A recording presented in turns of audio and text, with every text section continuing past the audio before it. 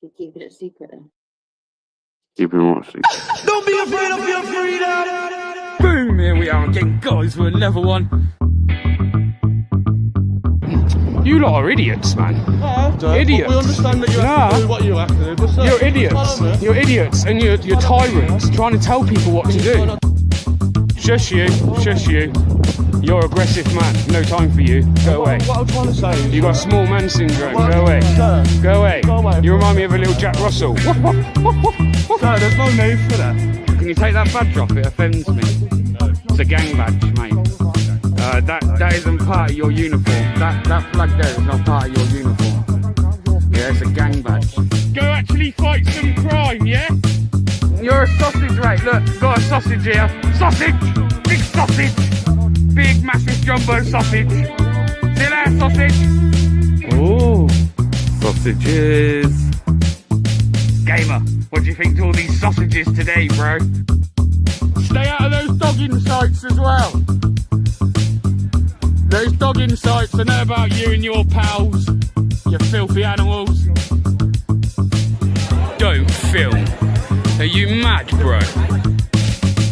It's also publicly accessible. Section 33, Criminal Justice Act 1972 says that I'm allowed to be here. There's no barrier. There's nothing that stops me from being able to come on here. Okay, well hang on. I'll reply to that. I did shout abuse at her, yeah. I called her a fat bitch, yeah. Oh, come out in numbers. This is the walk of shame here. The pork of shame.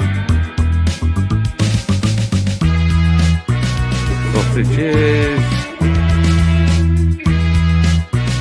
Sausages.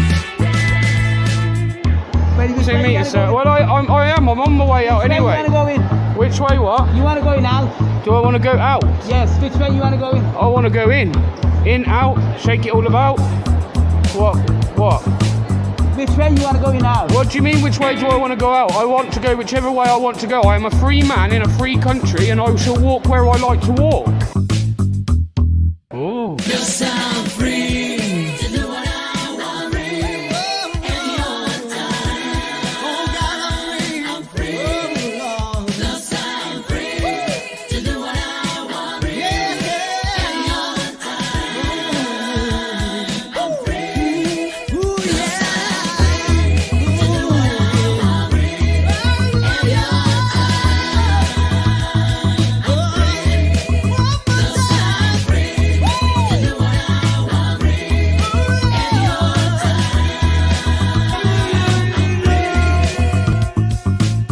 Sick to death of seeing people's rights be violated.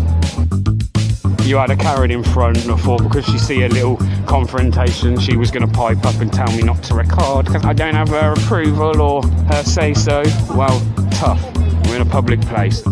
But to stop the recording. Stop the recording, which is my right. I'm a free man. 1, 2 there. 3, 4, 5 sausages. Hey, copper! Leave our kids alone! Hey! See that sausage? Told you we were going to sizzle some sausages today, guys. Hey! Let's just keep on going and going and going, yeah? Respect, guys. Until the next one, peace out.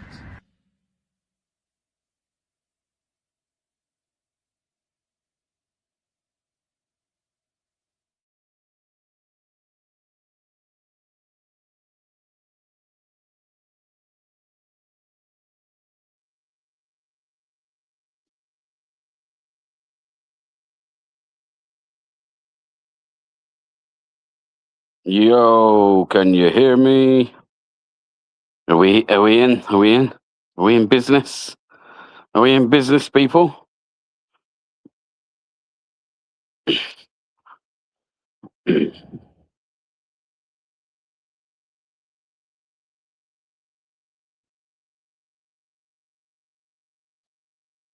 Yep, sweet. No, let's say, look, Jason in the place. Evening. Big G, evening. Stepper Style, evening. Shazza, evening. Libertarian Minded, evening. AJM, Lisa D. Who else we got? Angry Ralph. No, Angry Ralph. It won't. It's not going to get. Why would it be cancelled? Why would it be cancelled, Angry Ralph? It's there scheduled tonight. It's all been arranged. Tuesday, 8 o'clock. It's one of the reasons I've gone live tonight is to just plug it a little bit. One of the reasons I've gone live is so that I can plug it for you guys. Hey, Shona, hope you're well. Nathan Bayliss. And I'm hoping it's going to interest you guys. I told you we were going to start doing some lives where we have guests on. It's like special guests and do interviews and pick their brains on certain things and ask questions. So that's what we're going to do. And we're going to start with the leader of Patriotic Alternative, Mark Collette. So hopefully you guys know who Mark Collette is. If you if you don't, then from now until Tuesday, 8 p.m., you've got time to go away and look at who Mark Collette is. Or if you just want to wait, tune in anyway. And then, like I say, we'll be doing a live interview with him. And then afterwards, I'm not going to have people up on panel. But afterwards, if there's questions that people in the chat would like to put to Mark, then I can put those up on screen, and we can share those questions. Don't get Starmer as a guest. He's got no brains. I won't be able to keep nice, stay respectful either with Keir Starmer, to be fair. Roman 6 King. Well, this is why I thought he'd be a good person to get on. 2, he articulates himself well, far better than myself. Actually, I'm actually quite nervous about doing the interview. If I'm honest, it could be car crash TV on my part, you know. So hopefully not. Hopefully I can pull it out the bag.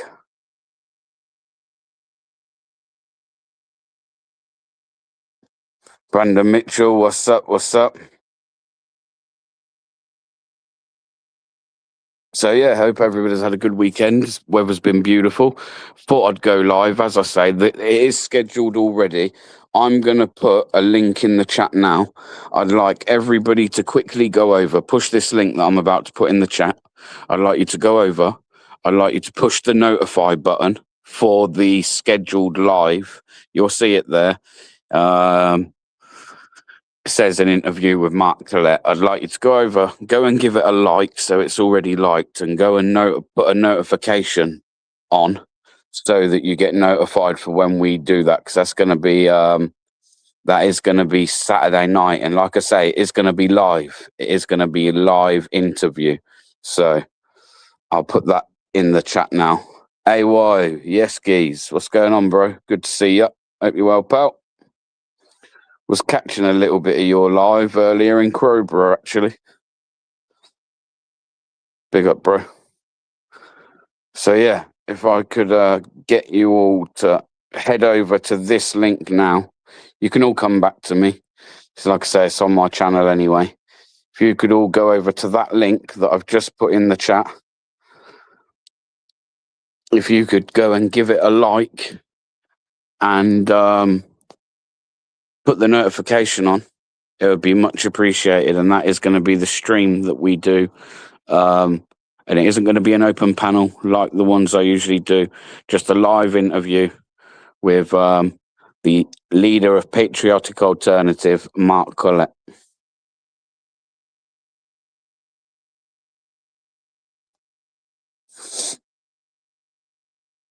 I'd really appreciate that if you could all do that for me. Much love.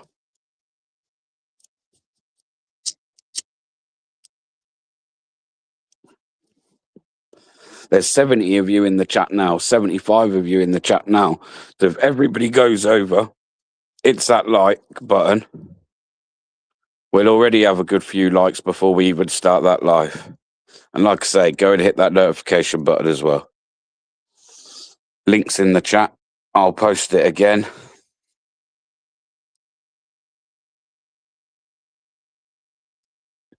Go over, push the link.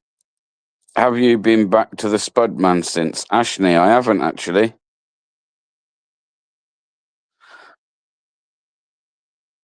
Should be a really good interview, hopefully. That's the idea, Mrs. BBA. These guys have been asking for something a bit different, so it's all been about trying to do a little bit of networking in the background, or reaching out and to individuals and seeing if I can get them on.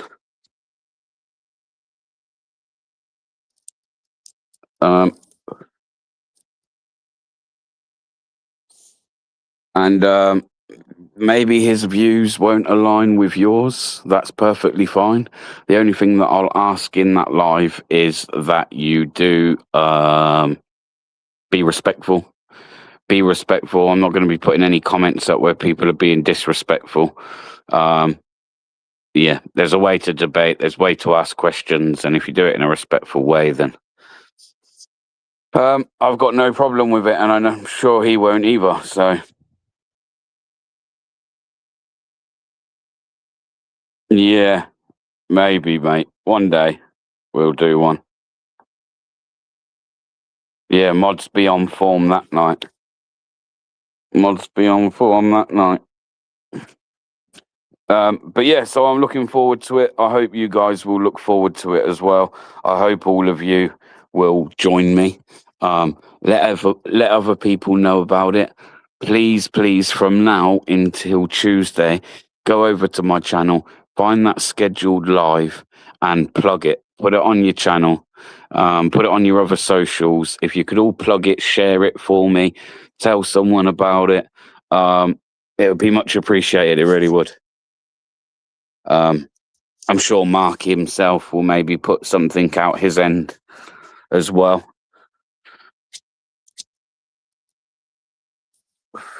But yeah, it'd be much appreciated. Now, should I put a link out, see if anyone wants to come up?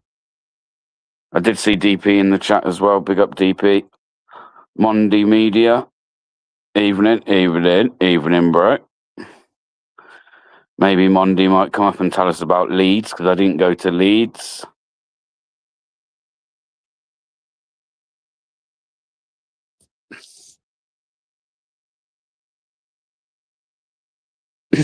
I'll have a pre-live discussion. I will try and get all mods as well. All mods that can. And if you're probably already in the Discord server, then probably a little bit earlier that night, we'll just quickly get together in Discord and kind of go over how we're going to kind of approach the live show. Big G couldn't organise a piss up in a brewery. So yeah, let's put the link out, see who wants to join. Give me a minute. I am going to go quiet while I quickly skip over to YouTube, because I'm on my phone at the minute, and just go and pin this link.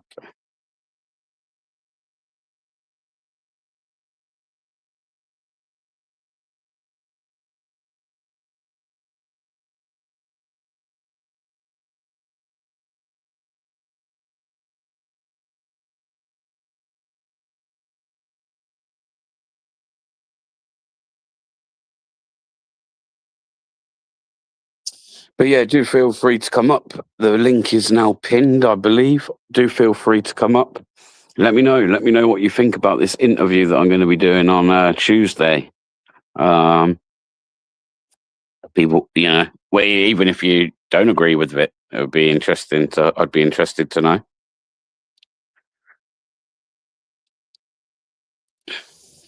Jupes will review it Wednesday morning. Jupes is always entitled to review my lives or my videos. I've already told her that in the past. She doesn't need to ask me. I feel like she always does it in a fair way anyway. And so yeah. Oh, AY, has he been talking some more? Is he still in the chat? I don't know if he is.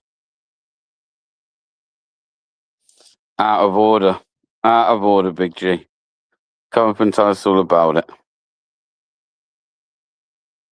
Come up and tell us all about it. What did we think as well about the so-called attack in the White House? Crazy, crazy. How once again has the secret services been so? I mean, the security is shocking, right? It's just shocking. Jason in the place says fake. I thought that, as I watched the footage I've seen, I thought this all looks a bit fake. I really did actually think that.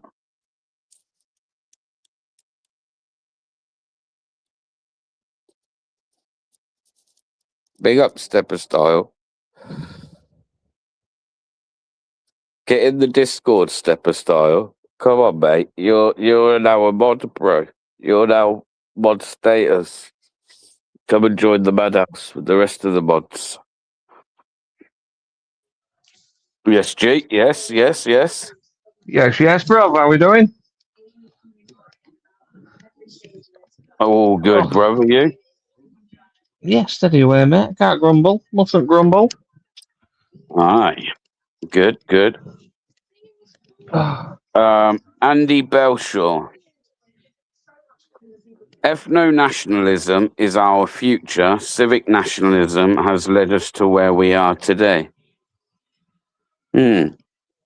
So, like I've said on previous lives, I've kind of got like mixed feelings about the ethno thing. I certainly I lean more in favour of it than not.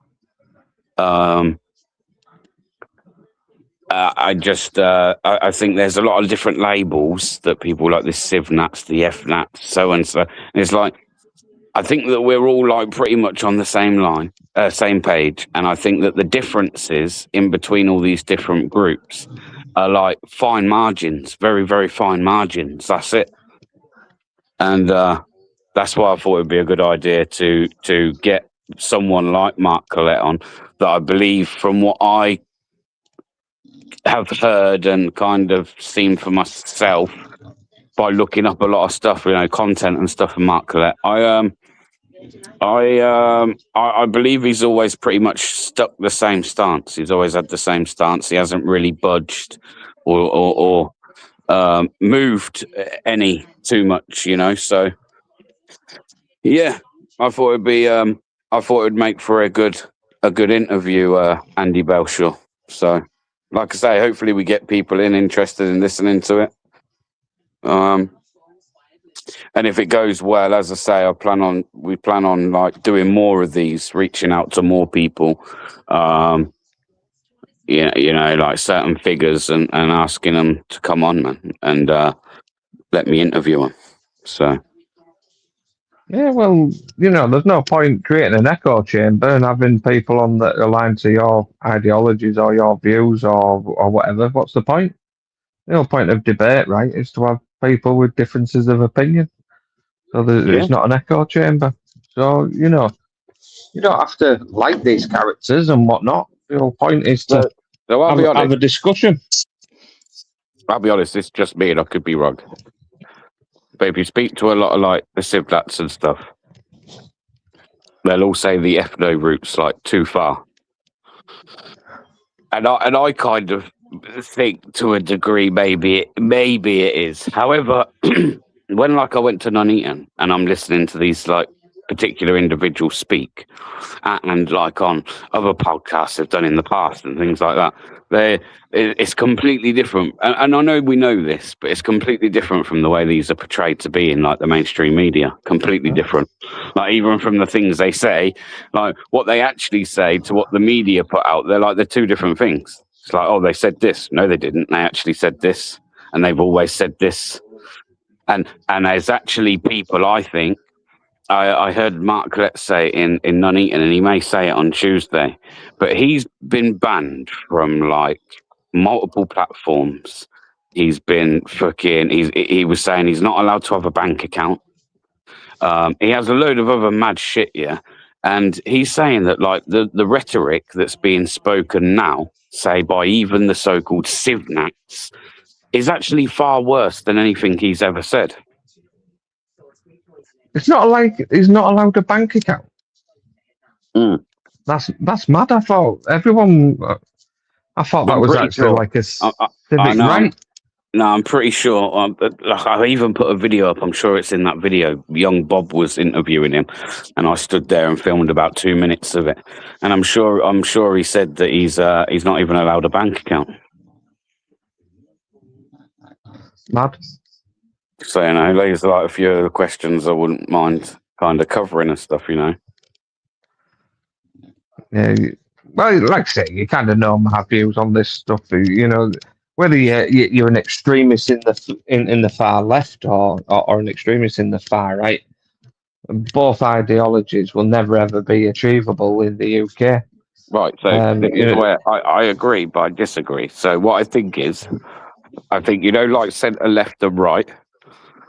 I feel like they've collapsed, and anything that's left of them, it's not working. It's not worked. Okay. So now what you're left with is like extreme. No, not extreme. You're far left and far right. Yeah. I think what you're on about, I would say more the extreme far right. What they want isn't achievable.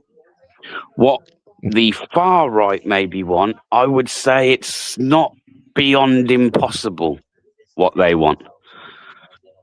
It's not like how close they could get to it, but they certainly hold a stronger stance than say like the central right. Yeah.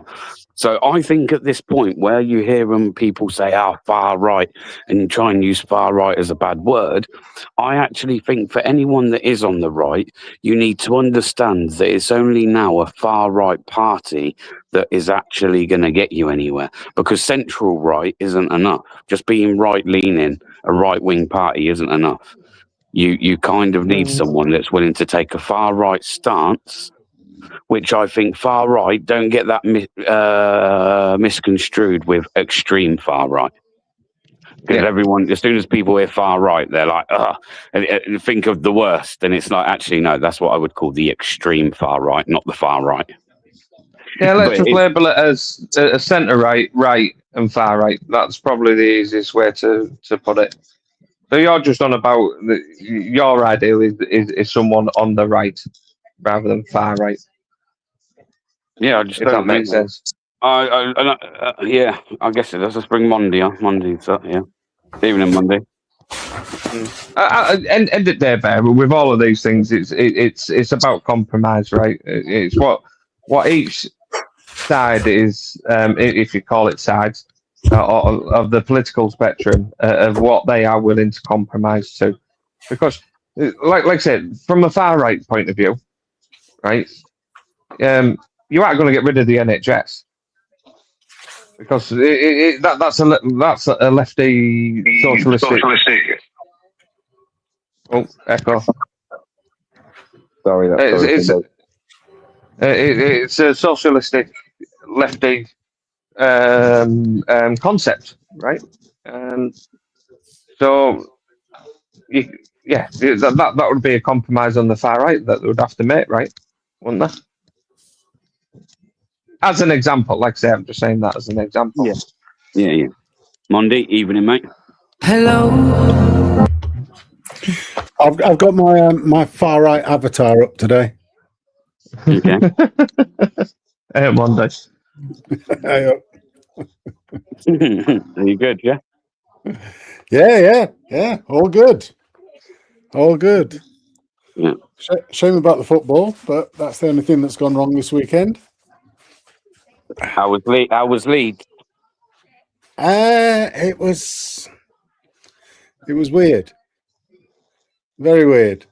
Yeah. Yeah. There was about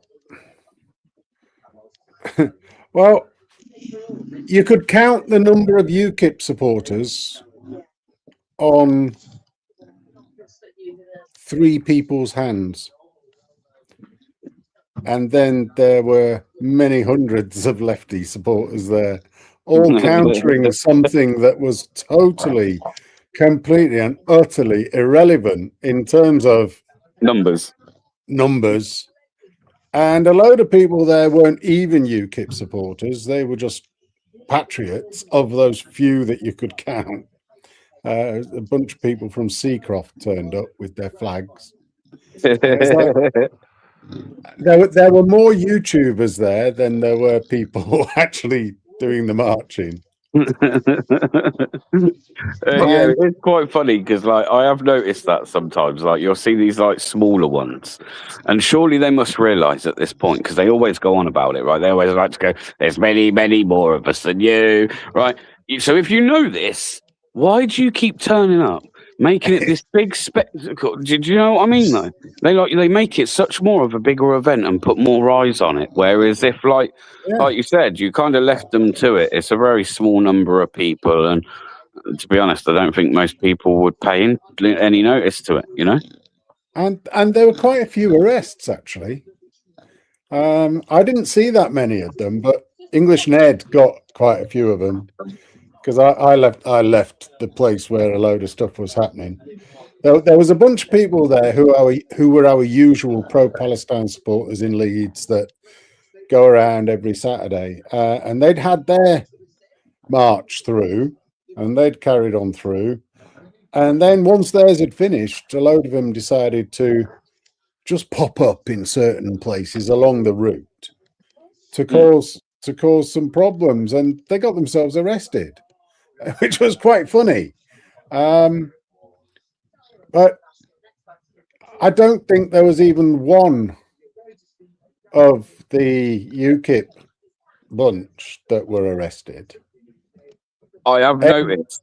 You went to Manchester. Go on, sorry, I'll let you finish. Yeah, no, go on. No, I was going to say I didn't go to Manchester either, but I from some of the content I see, it was like I see more people from the left getting arrested, from what I could see, than anyone on the right.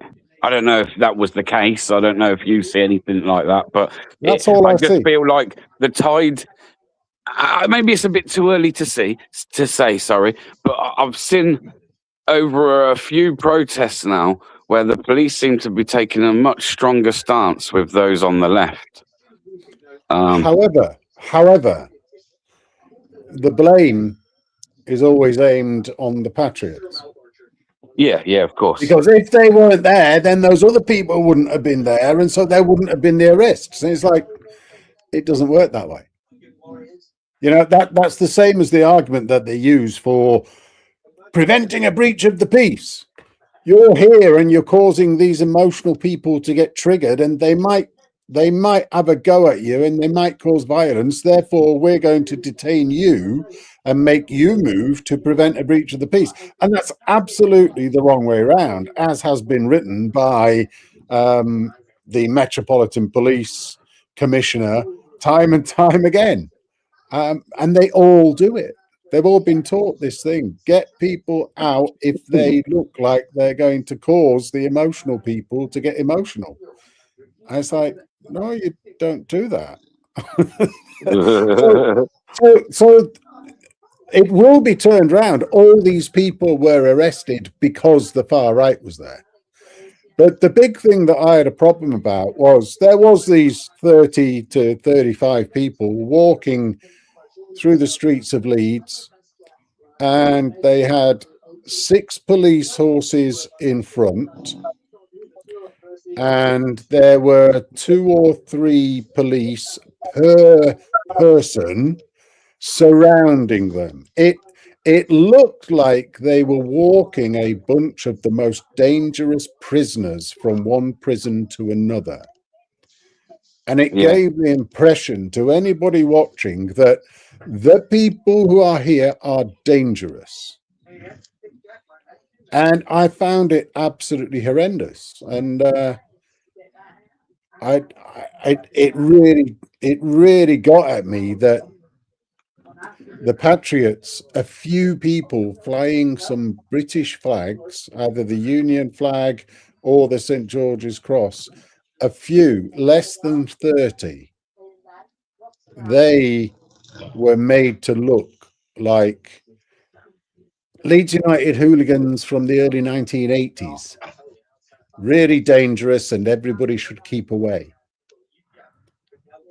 And it's just the whole messaging around it is just horrific. There was a Telegraph and Argus from it's a Bradford paper that came out with a little article saying there were thousands of people in Leeds and there were thousands of police there because there were so many people doing different demonstrations in Leeds and it was going to be really dangerous. It's like, what? You know what? The only way you can stop all that a little bit, yeah, is I can't remember I was speaking to the other day, but to be honest, I think at this point you need to start putting all these people coming in on boats. Go and put them in all these villages. Go fill the villages up. Go Yes. put them where all the upper middle class people All are. the Go put them Lib where Dem- all the Lib a lot Dem of these villages. Yep. protesters, Yep. where all these Yep. protesters are getting shipped in from, right? A Yep. lot of them. Go and flood their areas and watch how quick. I don't reckon. I'll give it a What? year. I'll give it about a year, and you'd see a lot of those would then start campaigning against it. I'm telling you. Well, Epsom has already done that. They went Labour.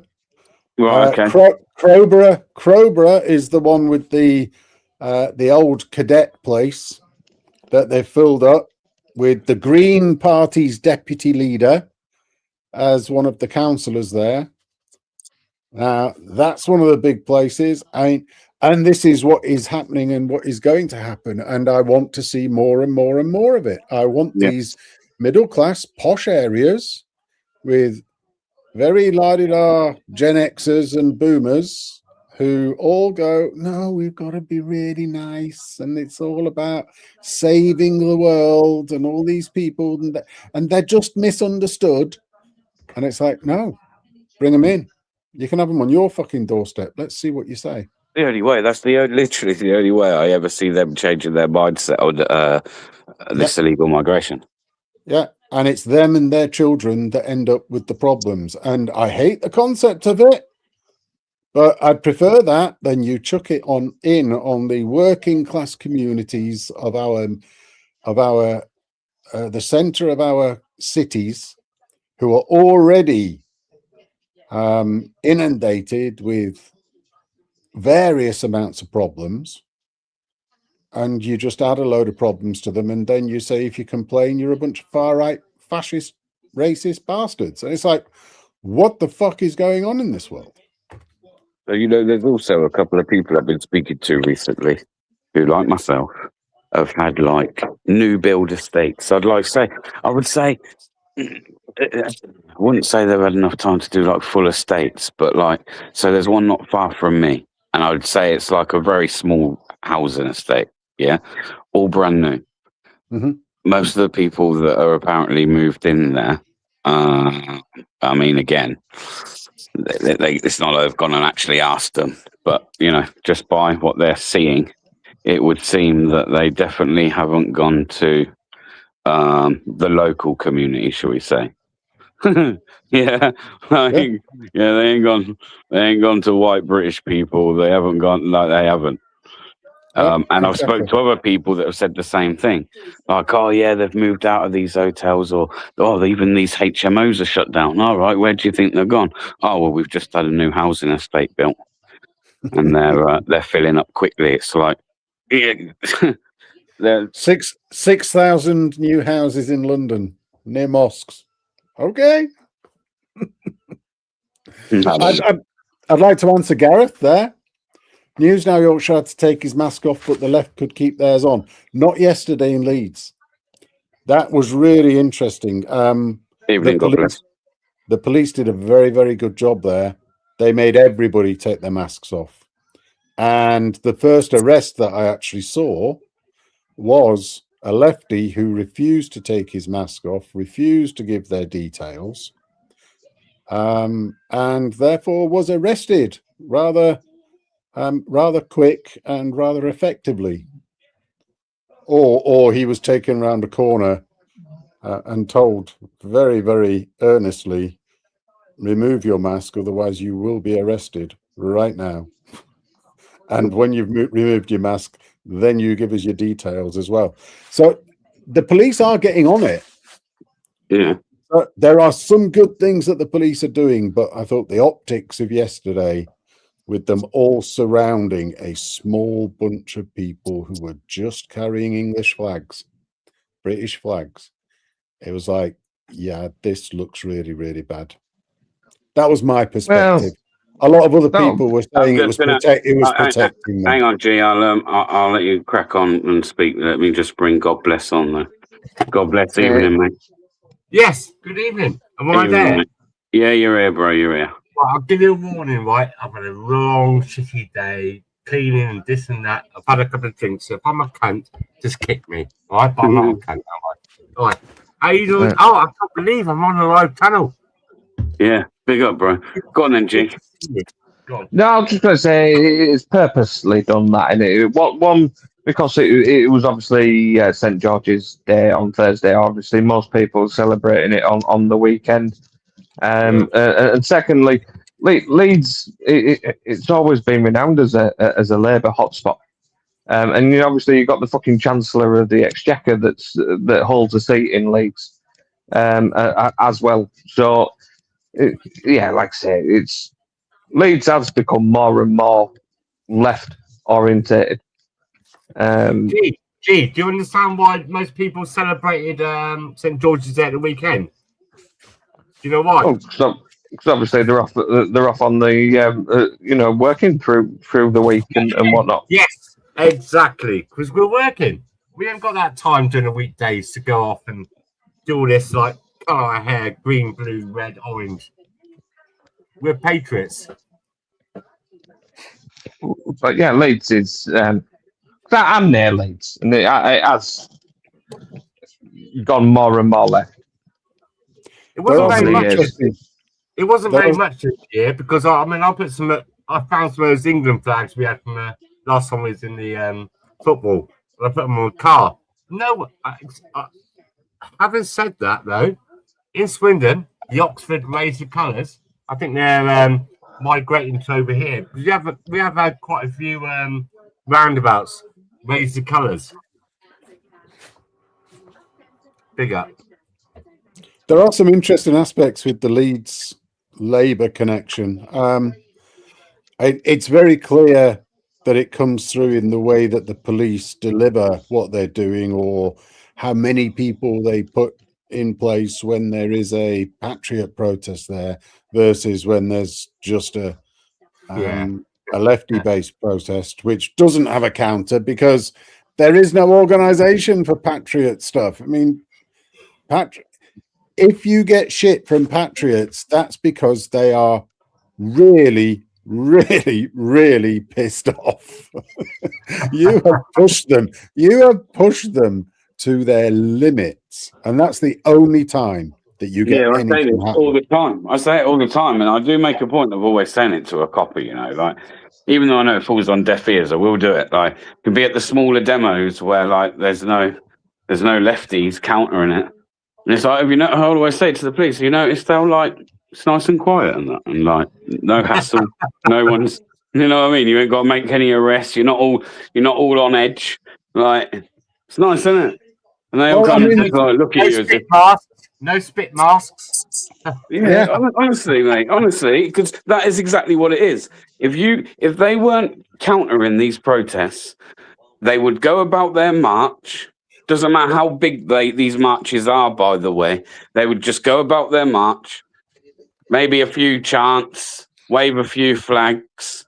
They would then do a few speeches. Everyone goes home. That would be it, bro. In fact, I'd even dare say you wouldn't even need police. Like police could actually go and do something worthwhile. Maybe that's exactly what. That's exactly what Tommy Robinson did for the 1 million march last time. I mean, absolutely phenomenal. There was no police around and there was no trouble. The other bit that you will notice if you go to any of these, you'd have seen this bear at any of the Britain First get-togethers. Yeah. Before the march starts and while everybody's arriving, you will see the police actually inside the area where the patriots are going to congregate. And none of them look even nervous in the slightest. They're chatting away with each other. They'll chat to anybody that chats to them. Most people just ignore them, but they're under no danger, and they know they're under no danger. Yeah, they And do here- know it. Yeah, they do and know here- it. Here's an example of it from yesterday in Leeds. There were police inside the cordoned area for the UKIP people. And they were just standing around, and they'd have a chat with people, and they'd wander through, and they had no concerns. They were not nervous. They weren't staring around at everybody. Not one copper was inside the cordon for the counter protesters. Not No, one. I'd agree. Yeah, I see that all the time. But I'd say there's a couple of exceptions to that rule. And I'd say that's probably only like, so for instance, I'd say Epping was probably one of those. Yeah, but Epping was one of those. But obviously, everybody's like really pissed off because something's just happened. Yeah, tensions are high. But yeah, you're right. On the average protest, that where people are just going and marching on a Saturday, Sunday, yeah, there's never anything for the police to ever worry about. And they, like you say, they do know it, and you can tell by their body language. I think Have it you is noticed- different with the migrant hotel protests. I think it is Have you noticed different. that guy called Wesley? What's his name? Wesley. He did Wesley Winter. Yes, that's the one, right? So have you noticed only just recently, that the Antifa and the lefties were getting pepper sprayed, and it gives me a little bit of a light at the end of the tunnel. Sorry to say that, but it is true. But yeah, things are starting to. I don't know if the coppers are starting to realise. Yeah, we want to be on the right side of history. We can only hope. Yeah, there's only one set of dangerous people here. Yeah. Nah, I don't know. There's both. There's always two sides to a coin, isn't there? It's like, I agree there is, but there are also like, I've seen coppers bad way, like they just scream lefty, man. Scream lefty. Yeah. I know. Like, they are set like they're with them, and you can clearly tell. Yeah, but I but do there is agree. There's been many of pain. occasions. There's been many of occasions when I've seen people stand there looking very uncomfortable in the job they're doing. Yeah. And not. I don't mean like uncomfortable. I mean uncomfortable in like having to do the things they're doing, or standing there. And I've seen it, man. When you say to them and pull them up about it, you can tell. History repeats. 1939. I was only following orders. And I think some of the pressure that is on the police is because of what we do. We've got our cameras. We're some of us are live streaming. People can see it as it's happening, and the police are aware. We know that our names in Leeds, me, News Now Yorkshire, Marty Blackburn, Street Hawk, some of the others. We are talked about in their meetings. We must be. They're probably even watching us when we're doing lives. We are talked about quite well because we don't cause trouble. Well, Marty might, but the rest of us, yeah, Marty might have a slider. Nah, but we don't give them shit. We don't give them shit unless they really deserve it. And then we point out why they have done something really shit. And so they have a laugh and a joke with us, and we talk with them and we chat away. We don't give them anything, or we learn not to give them anything. And it's a really interesting dynamic. We are not seen as the enemy, whereas I think some other YouTubers are seen as the enemy to the police. Yeah, they're probably our ones that definitely they do see. Now, don't get me wrong, I can be quite emotional, but I'd say for the most part, it's very much the same. I'll see something that I think's wrong, they've done wrong, or they're doing it to me, and then I kind of fucking do go in on them. I'm not gonna lie, but for the most part, like I'll always say to them, man, like, and I have done in recent ones. People have probably heard it when I've been live streaming. Like, I'll always say to them, like, listen, I'm not here to get in your way. Do you know what I mean? Like, and I have said to them before, and some of them have appreciated it. Where, like, if anything, I'm here to like work with you. I want to stay where I am and do what I want to do. Do you know what I mean? And that is the best way. That is the best way. Like, people have turned. I've had people go, "Look at you sucking up to the police." It's like, what? It's not called sucking up. It's called. What you? No, just in general. I've seen other people get it as well. I've seen like the likes of News Now Yorkshire have people say about him before, and it's like, Oh no. why? Because because there's no need. Why would you just be ranting and raving at the police for no reason? Like, what's wrong with you? Who The goes only ra- time to do it is when there is a reason. And the rest exactly. of rest of the time, you keep them on your side. And it's a tactic. It's a tactic. You have to, because you want to report. You know, like Yeah, but some people don't seem to grasp the concept of that. And I see a lot of it. It's like, whoa, like, you know, you'd get a lot more and you'd find your time there a lot easier if you look to cooperate. I don't hate people for their role. I hate people for what they particularly do. or Their character. the clickbaiters. Howard, Here's one. I know you're gonna hate me for this. At DJI Media. I know him. He's from Swindon. And, who's from Swindon? Pardon? Who's from Swindon? DJI Media. It means DJ. Yeah, and I know him. I know him, and I was going to hook up with him, but you know when you get those instincts, it's something that don't sit right with you. That was one of them. Oh yeah, bro. To be fair, bro, and I am being a dickhead to you, but I don't really want to speak about the guy on here. Oh, fair enough. I'd rather him not be mentioned and just. Yeah, I appreciate that. You know what I mean? I appreciate that.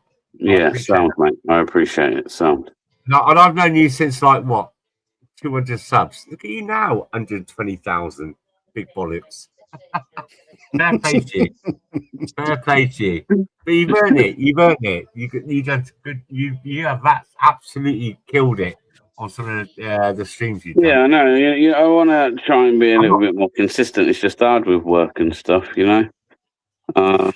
But I will eventually like juggle the two and get it a bit more consistent.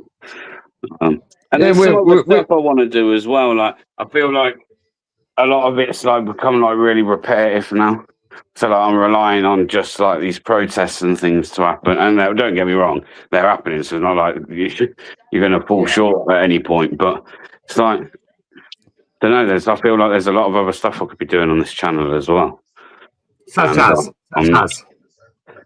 I could cover the police a lot more again, and like kind of like your original auditing. I think there's like a place for that still, and I've seen that from like a lot of the policing that we've seen over the last 2 years, and the way they like. I think like if you think that like oh yeah that audit in the police ain't needed anymore, and I know people say again just go to a protest, but it's not just always about catching them at a protest. What do you mean like a two-tier stuff?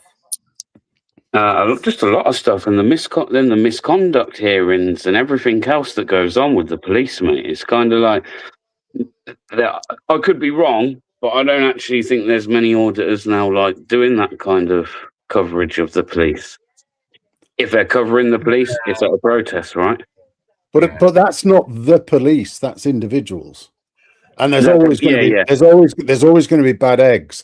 And I think you hit it on the head earlier on, BBA, and I've noticed it as well. It's that a lot of the police on these protests are now realizing who the bad people are versus the ones that aren't going to cause trouble. Unless they're having to react directly to something because they're about to get some shit. And I think that's becoming a really interesting bit. And this is why I think it's going to get very, very interesting with the protests.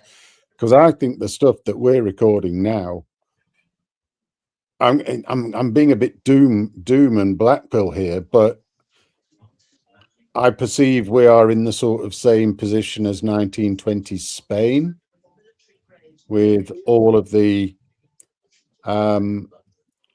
demands to move towards a more communist and socialist and anarchist society, and the people that we are up against are very organized, very well paid, like these others were in 1920s Spain through USSR, and lots of money coming in.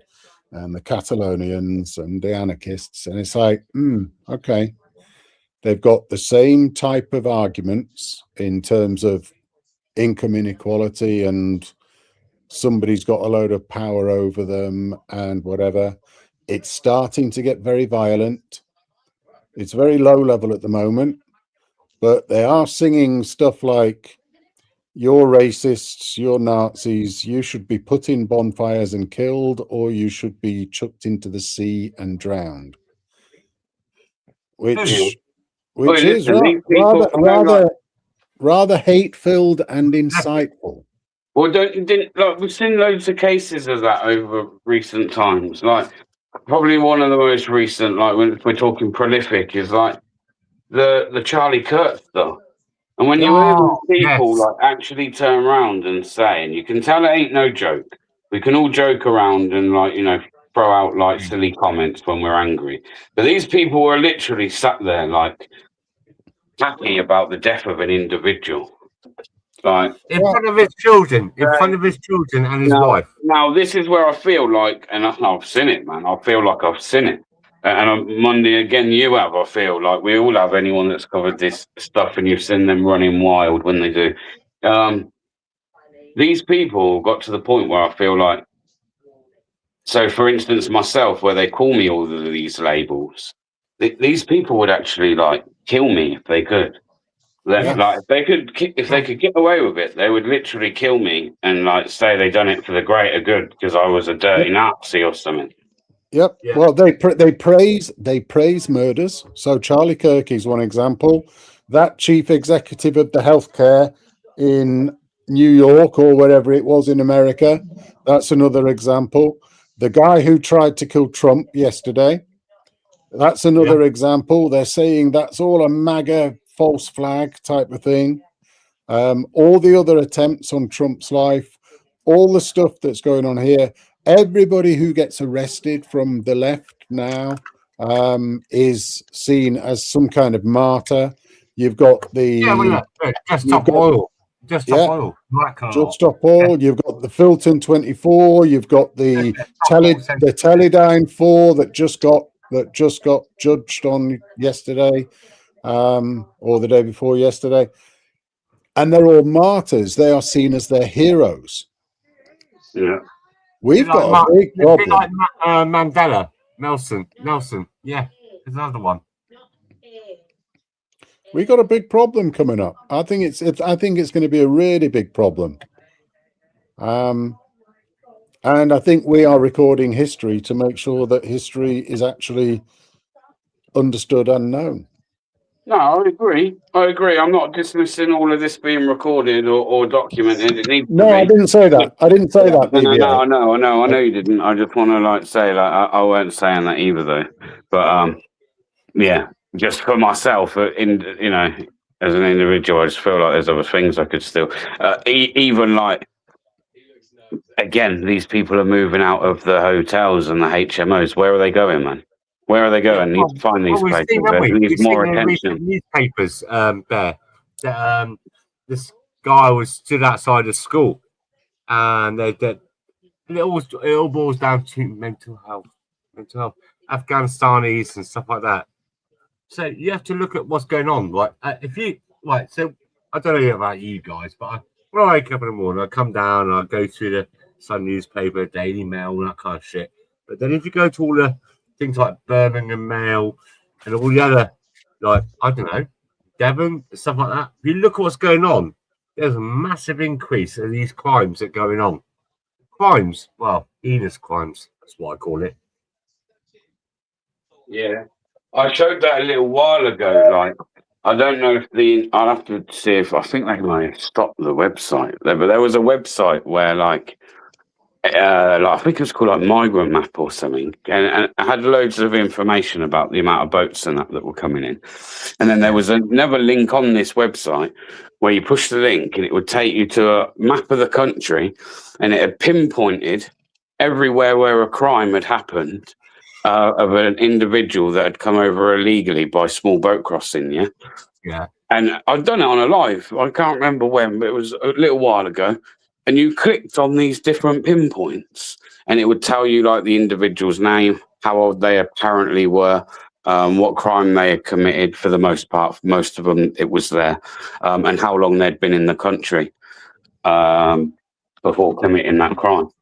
And mate, there was loads already, and that was back then. That was probably about, I don't know, about 9 months ago, nearly a year ago, we done that. That was like back Sure, last mate. summer we done that. Well, where I work in security, I'm semi-retired now. A few years ago, I don't know how it happened. I just winged it. I don't know if I got let in by mistake. Like solicitors and police can log into the courts to see what someone's previous history or what they're sentencing or what the court dates lists are. I managed to get. I don't know what happened. I don't know why, but I can look into it. I can see what the court listings are, or I can put someone's name in and see what their previous. It's like what do you call it? Not PNN, PNK, previous known convictions, PNCs. And I can see, and there's not many John Smiths in there for any sexual offences or any rapes or murder. Oh, rapes, sorry. Yeah, I see a lot of stuff. And the thing is, as you well know, if you remember before, I got 4 daughters. My youngest is 7, my oldest is 25. And I shit it when they go out at night. I really do. They go, not the 7-year-old, obviously, but my kids, when they go out. You see those 3 that just got sentenced earlier this week, right? Weren't like 2 of those already convicted or not convicted? Weren't they one of them already was people? convicted for murder. One of them convicted for murder in another country. And right, if I remember rightly, one of them, at the end of the day, only has to serve 6 months. There's no, or maybe it's another one that done a 12-year-old girl. Sorry to say this is critical. No. But 12 years old, and he has to serve a maximum of 6 months. But there's another case that's come up recently where this guy thought this woman was a Muslim woman, but she turned out to be Sikh. Doesn't matter either way, but and he got a life sentence. So it's the sentencing that. So if I go and nick a tin of baked beans, and I'm Christian, upset as it is, yeah, I might get 20 years, but somebody else from religion and peace gets fucking a fine. It just. Can you understand what I'm trying to say? It's not right. It's not right. Everybody should be treated equally. One law for all. I completely agree. Whether it's a high level of justice for everybody, or whether it's just an equal level of justice for everybody, it doesn't really matter to me. Individuals are responsible for what they do, but all individuals are responsible for what they do. It doesn't matter about gender, doesn't matter about any traits, doesn't matter any religion, doesn't matter if you're disabled, doesn't matter. You did something, you paid a price in line with everybody else. No excuses. You don't get away with it because whatever reason. if you're a different car or from a different background Or sex. or anything. Or Sharia law. Right. Yeah, it's just that Sharia law thing. They don't care about our laws over here. They've got their own law. But I'm sorry to take it down that route there. I'm sorry. No, you can take it down there, and I agree with that to a point, but then to even that out as well, because I think it would be disingenuous otherwise. There's many people, bro, that don't want Sharia law and actually live by the laws of the land. Even you'll have people. Hang on, you'll even have individuals, that don't necessarily align completely with British values. However, because they're in those lands, they do. They abide the law of the lands. Because again, within their Quran somewhere, it does actually speak about that. Like, regardless of where you are, you have to live within that. Yeah, and all the other things that come into it. Look, well, this is what I'm saying. You always have 2 sides of a coin, is what I'm saying. That's all I'm saying. I had a friend of mine, right? He's a really good. I call him as my brother, but he's a Muslim guy from Bangladesh, and I used to go to mosque with him on Friday to do Juma. Then I saw things. I saw things. Didn't show, if something does sit right with you, didn't sit right with you. And I'm not being horrible, I agree with what you're saying. You know what I mean? but I've seen stuff, and I just it's like another mate of mine who's a Muslim guy. His little boy died at 2 years of age. Unfortunately, he's in a cot and he tried to climb over and got strangled or something and died. And I went to the funeral, and oh, broke my heart. Hang on. Bear with me, because I've not had ST on panel before, I don't think. So I'm going to bring him on. Yo, ST, is that you, bro? Yeah, can you hear me, mate? Yeah, I can hear you, sweet. First time on StreamYard, mate. It's a bit new to me, so apologies if I cock this up. No, you sound loud and clear, mate. It's good to have you on panel. Loud and clear, 4x4. Cheers, mate. Thanks for having me on. Yeah, no, good to have you up, mate. But yeah, no, I'm not disagreeing with you, God bless, by the way. I'm just saying, like, that, you know, not, No, you know.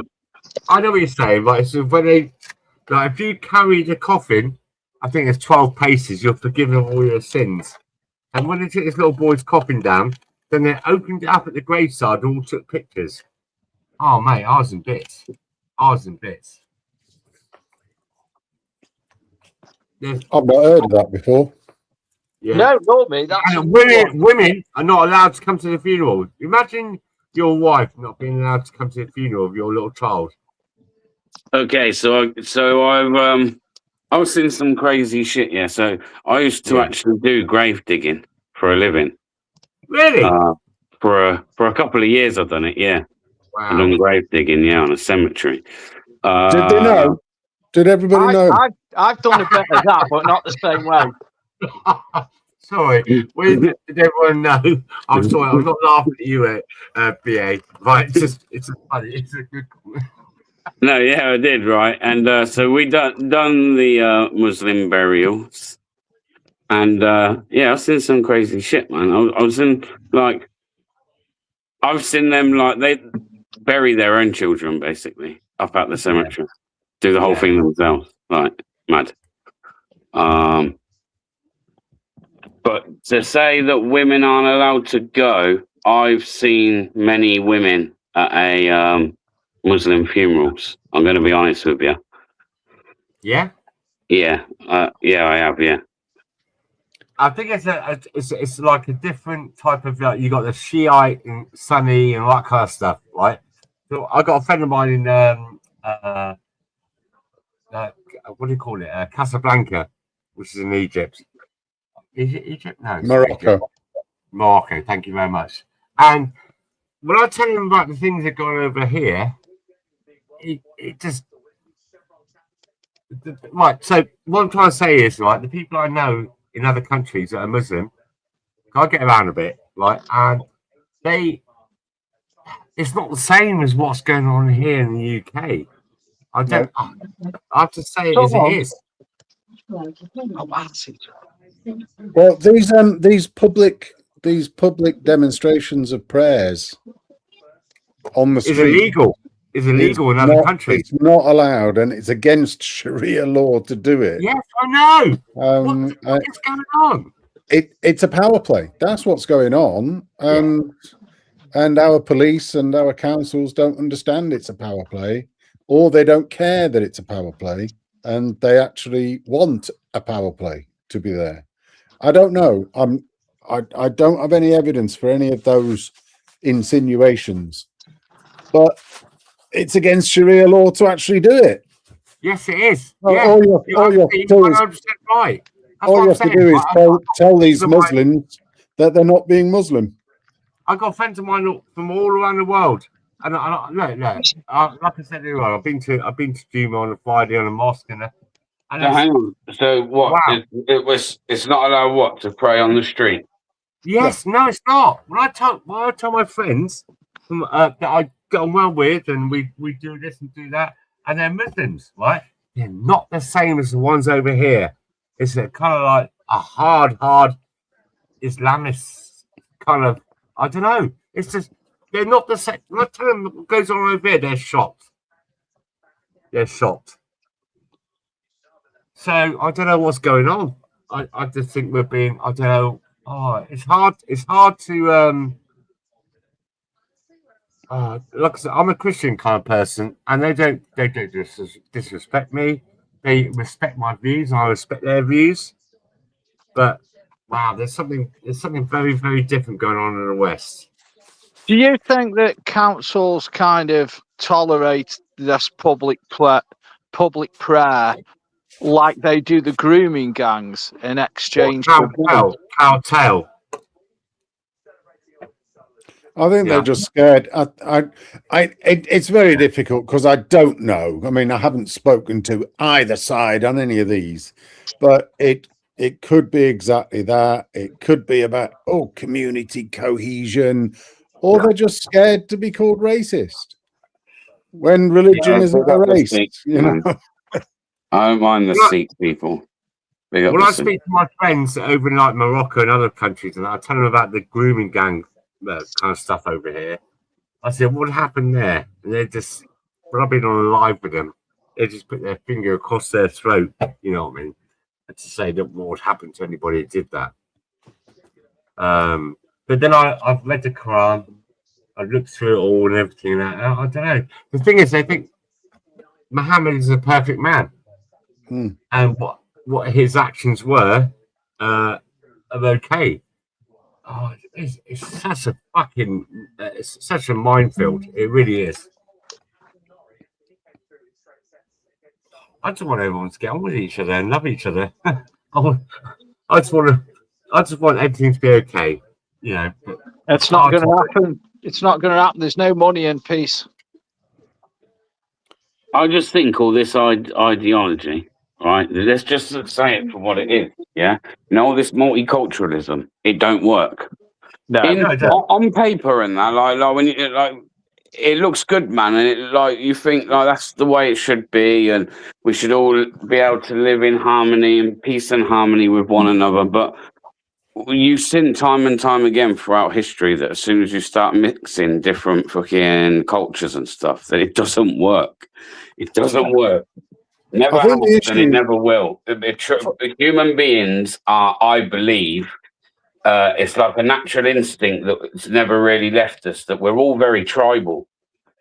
That's the word. We know our people. You look at somebody that's of different ethnic background to you, yeah, and there's something in your brain that tells you straight away that you're different from that individual.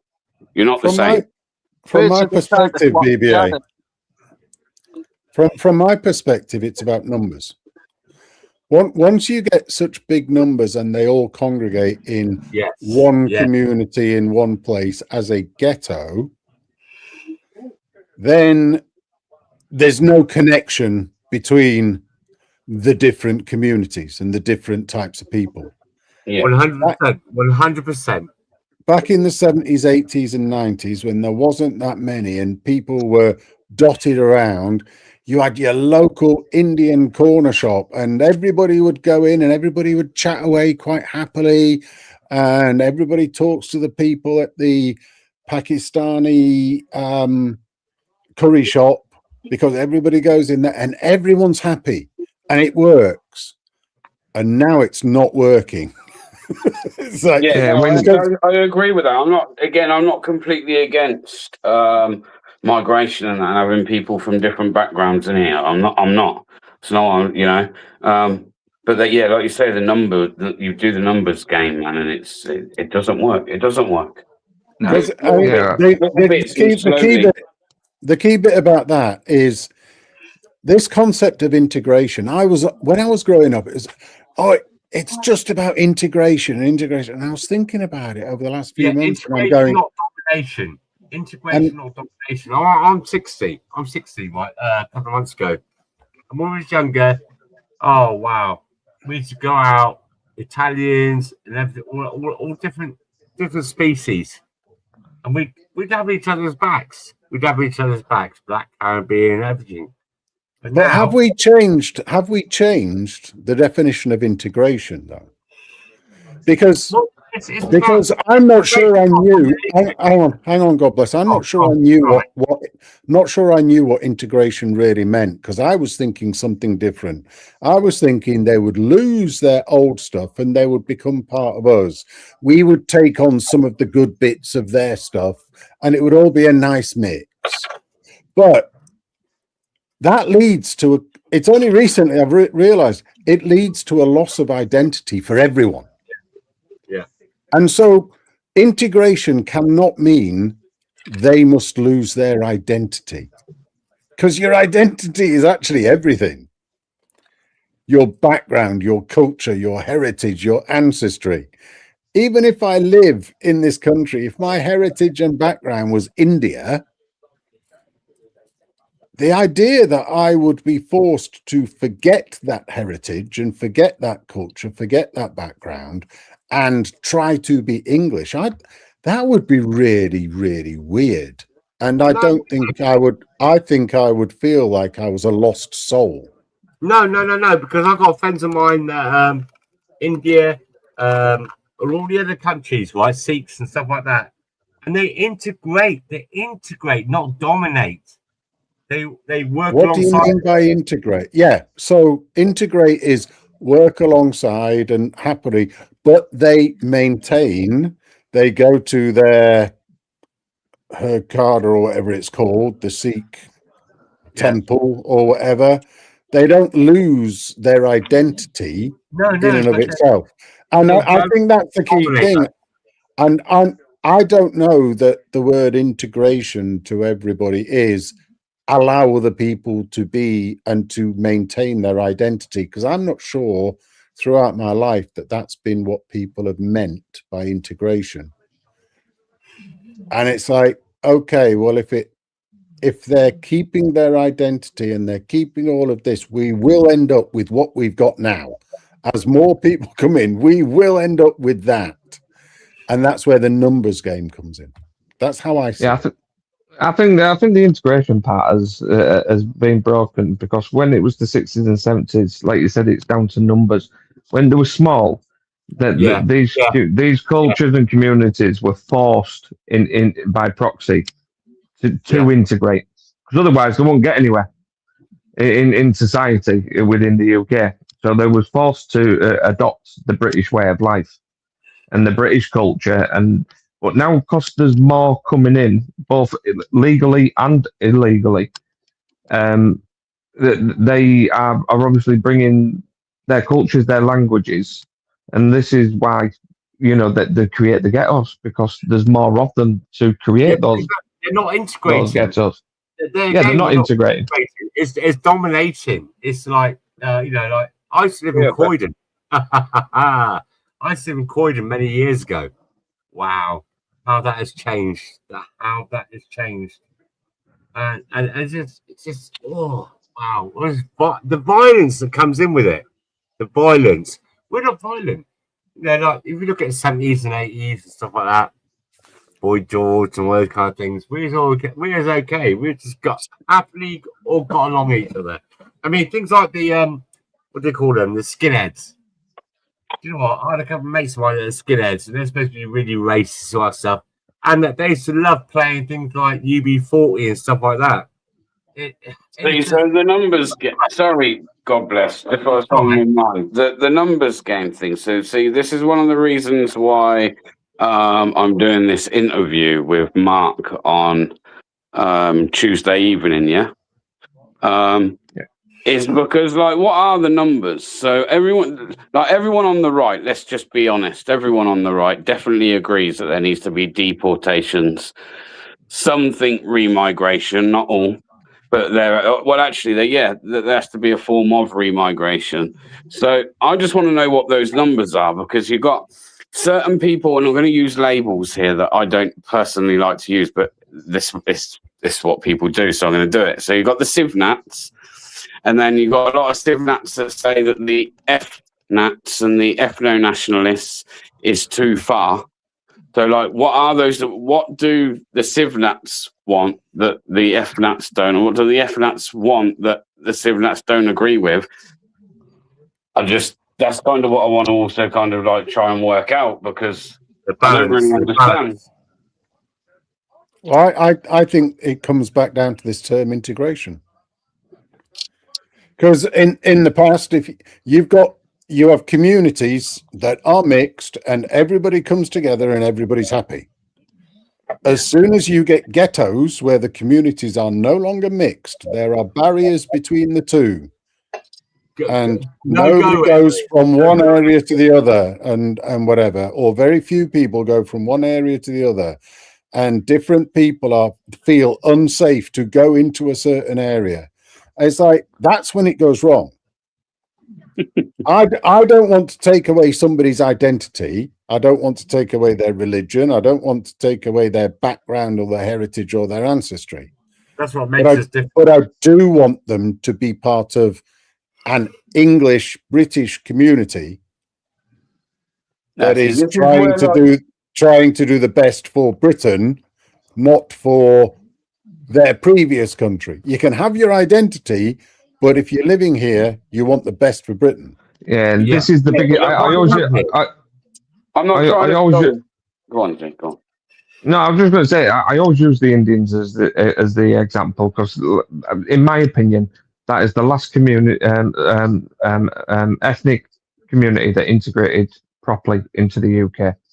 Now, I look at this really, really simplistically. They wanted to be here, right? We needed them to be here. We asked them if they wanted to be here. They wanted to be here. So they suffered a lot of shit as well when they first started coming over here. Let's have it right. The Indian community. Yeah. When they first came over, there was a lot of racism. A lot of the Wimrush kind of got that as well. Yeah. But in my opinion, that was the last time because they wanted to be here. Now, ever since the floodgates have been opened, again, in my opinion, since Tony Blair and whatnot, now they are... 79, sorry, not 79, what was it? 97 onwards. Yeah, they are happy with the British way and the British culture. So they are trying to impose their own cultures because that's the way that they want to live. Well, what you were saying earlier on, Bear, by, you adopt, it says in their Quran, you must adopt the laws of the land. Well, we are a Christian country. I can't expect. I never expect somebody to adopt another religion. Like, no, I'm not saying adopt another religion, but you can't impose your own religion upon that nation. Yeah, but the thing is, like I said, to Kia. I've got friends of mine that are Indian, right? Indian people. I mean, when you go to get a curry, right, and it says an Indian curry house, 99.9% of them are Bangladeshi. Yeah, of course, yeah. There's Pakistani Indians, there's Bangladeshi Indians, and then there's Indian Indians. There's a guy in London, I can't remember, it's like Shapur or something, Kumar, whatever his name is, right?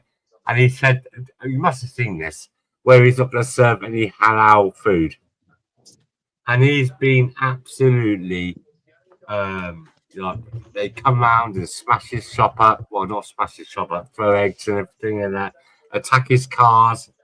Have you heard of this guy? God, what's his name now? Shamil Kapoor or something like that. Kapoor? Have you heard of him? No. I'll tell you what, though, you make a valid point there. Or the point, I don't know about this dude, but halal, right? That is, in my opinion, that is something that is being imposed on the British community because most stuff now is actually defined as halal in your supermarkets. I don't want halal. You don't know how much it is, right? So if you look at say like Aldi's and all the other what's the other one? Lidl. There's a thing called a meat code. GB, so it could be GB4070. Go and check that out. Even a kebab meat. There's a chicken kebab. It's halal.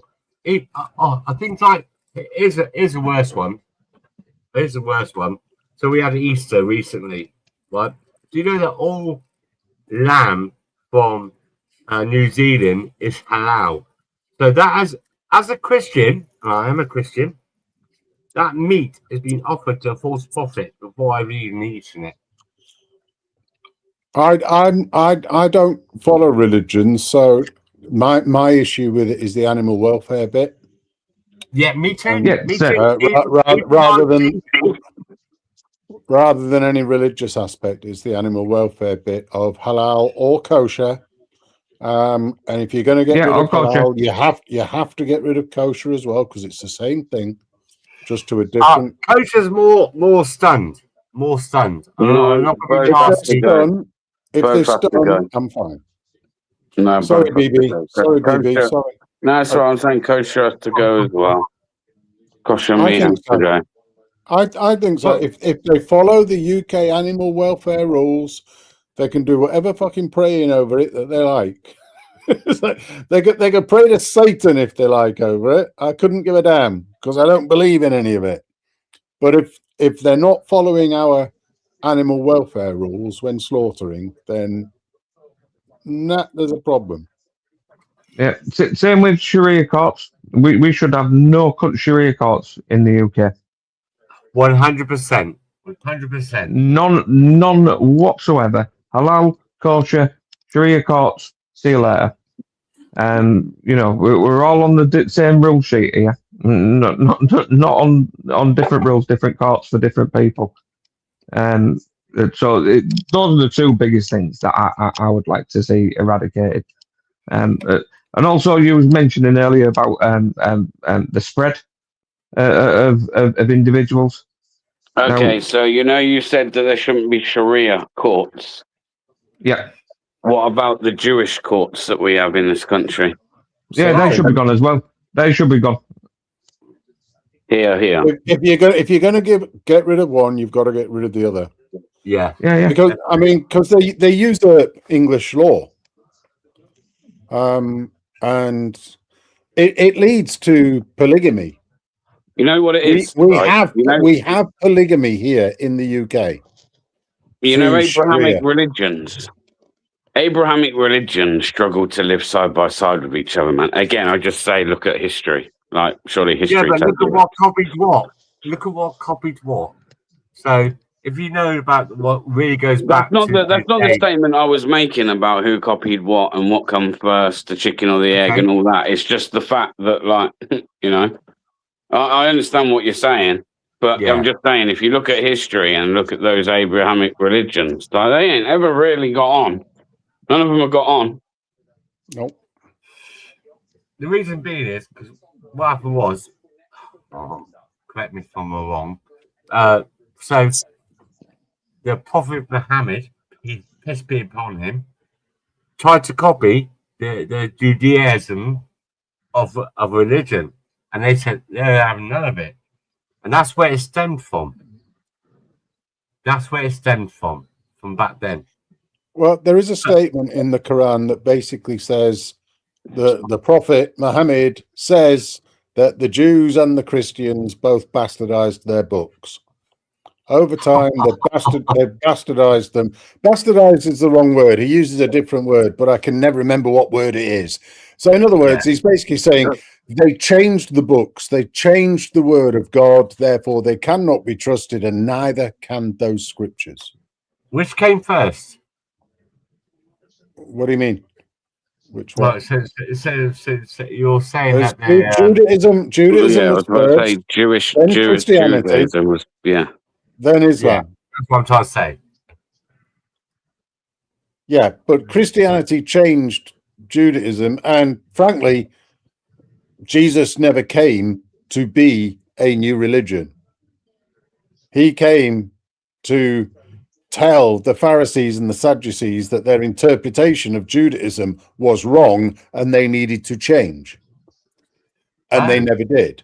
That's what Jesus's message was. Jesus was a Jew. He was never anything else but a Jew. He didn't try to not be a Jew, and he died as a Jew. He was King of the Jews, as the statement said on the cross, allegedly, according to whether it was Matthew, Mark, or Luke that had that in. I don't know which one it was. Yeah. And Christianity came up because his followers decided these people have killed our Messiah. We think that and they made up this whole religion. But that's absolutely not true. That's not don't true go either. as far as saying made it up. Well, I don't know. I don't know if I can let that fly. You know what I mean? Don't listen that's to my Monday, description. the old That's Christian hater, and that. Don't listen to him, I'm people. not a hater. I'm not a I'm hater. of them. joking, Monday. I'm I joking. love these books. I love these joking. books, but I have a particular view on actually what happened. All this stuff about blaming the Jews or blaming the Romans for killing Jesus. Roman Bullshit. Catholics. Roman Catholics. To be honest, I do. No, I personally not think Roman this. I think Catholic. like people actually do forget this, that it was the Jews that killed fucking Jesus. It wasn't. It wasn't. It was. Roman Catholics. Let me tell you who it was. Let me tell you who it was. It was God. You read those Gospels. Jesus was telling everybody way beforehand, he is going to Jerusalem and he will die. He is going there to die. He told them at the meal beforehand, one of you 12 around here, the Last Supper, one of you 12. Yeah, he said that because he knew that when he was saying what he would say, it was going to get him killed, bro. He knew what, you know.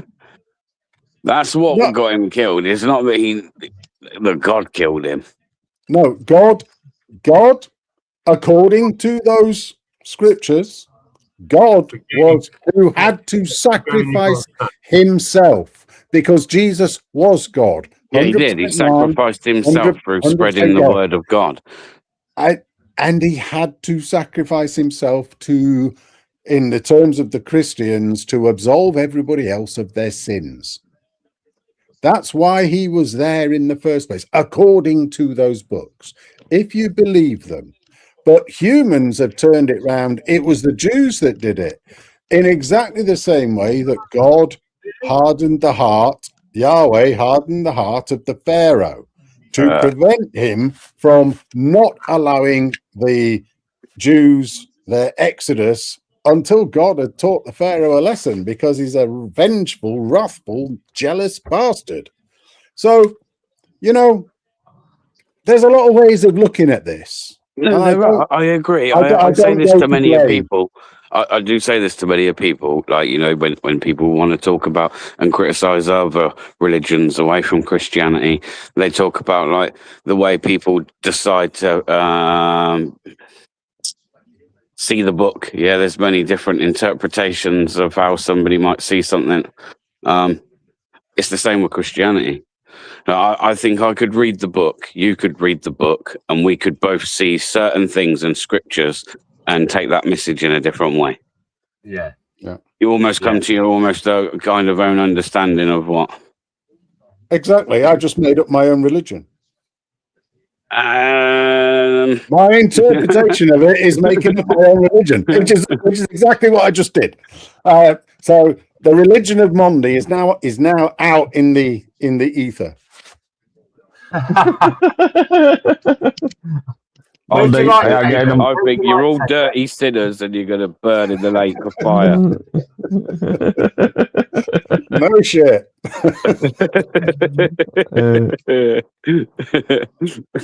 So I will pick up God bless. I will pick up God bless on the concept that it was the Roman Catholics that killed Jesus.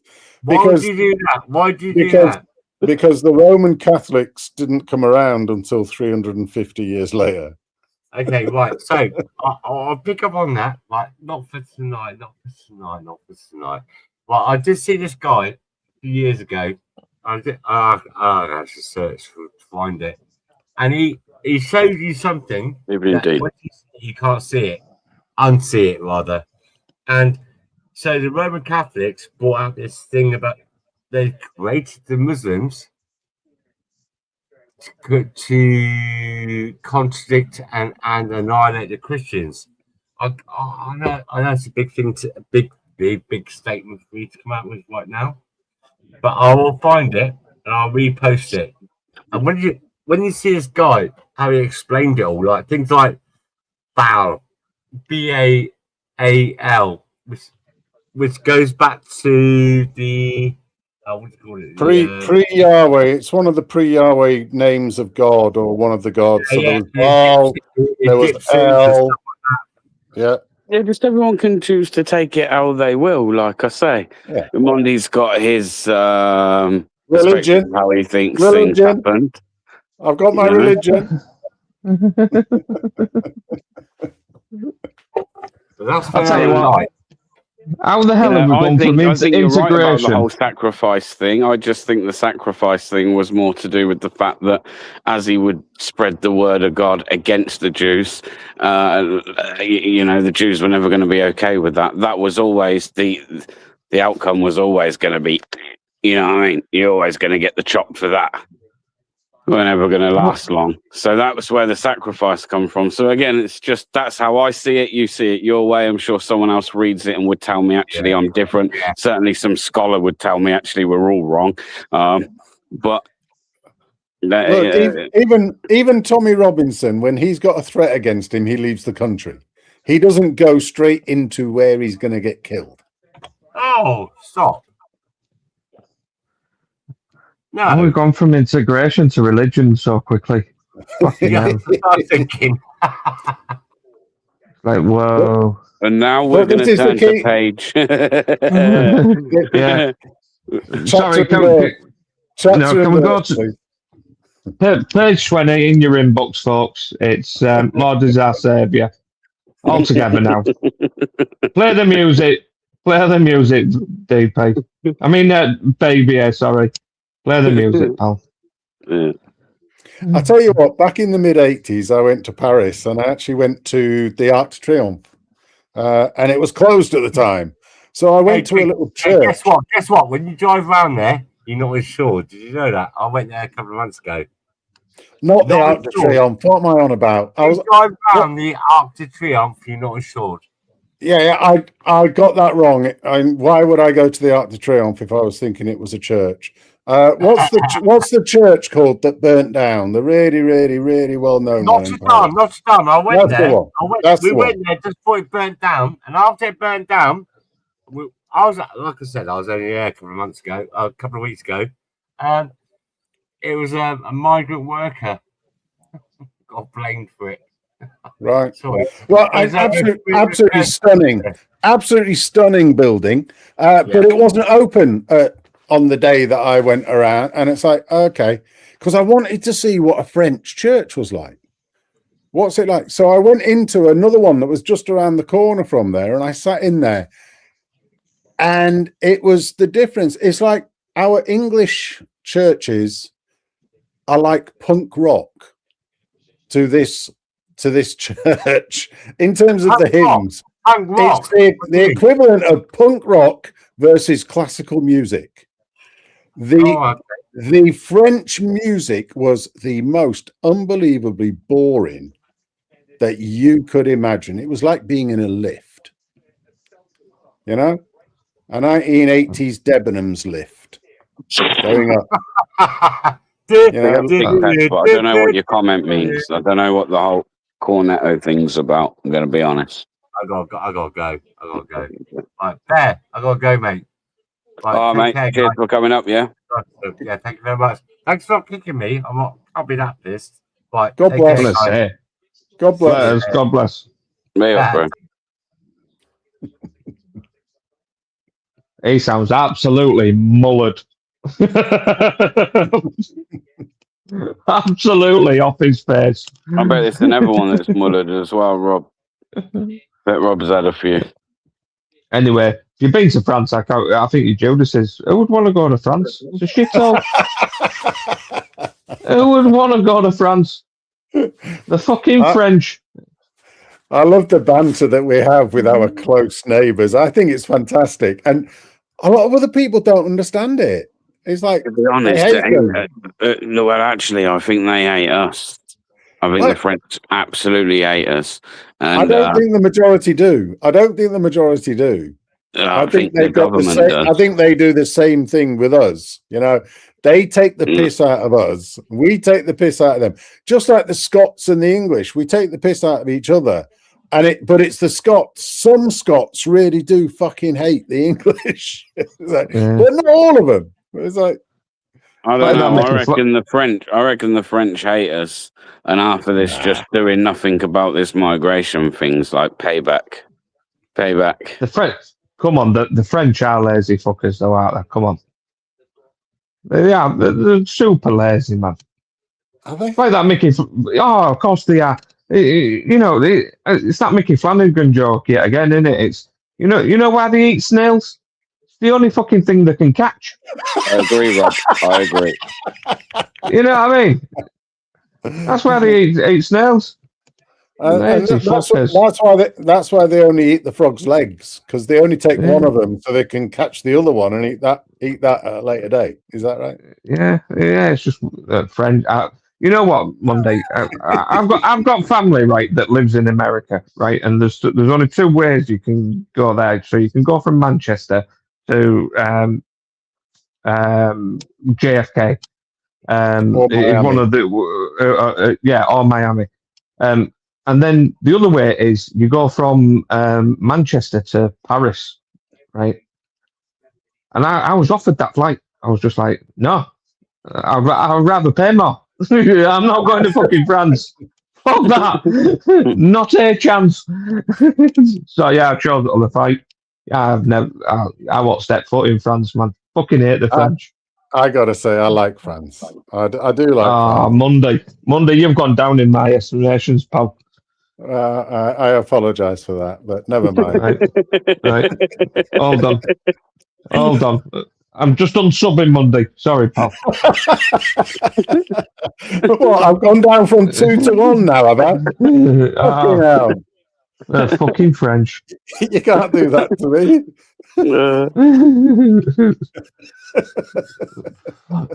You know what it is? I think it was when I was younger and we had like French exchange students over. I got into a bit of a ruckus with this dude called Pierre. And ever since then, I've always hated the fucking French. Did he call you a roast beef? No, you know what? He was very rude to a lady. And I thought, you fucking asshole. So I stuck one on him. I was only about 12 at this time. Like, you know, I was just like, and ever since then, I've hated the French. Probably wrong. Yeah, I mean, that's the point. There's lots of different types of people everywhere, isn't there? There's plenty of English people I've stuck one on when I was a kid because they were little assholes, you know? And obviously, if only.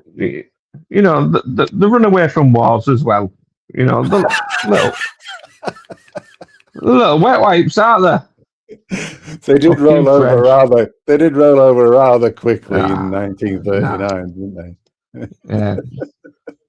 Sorry, I hate the French. Hate's a bit strong. Oh no! It's sure the right you word, want to mate. stick with that word? Yeah, I'll stick with that word. I hate the French.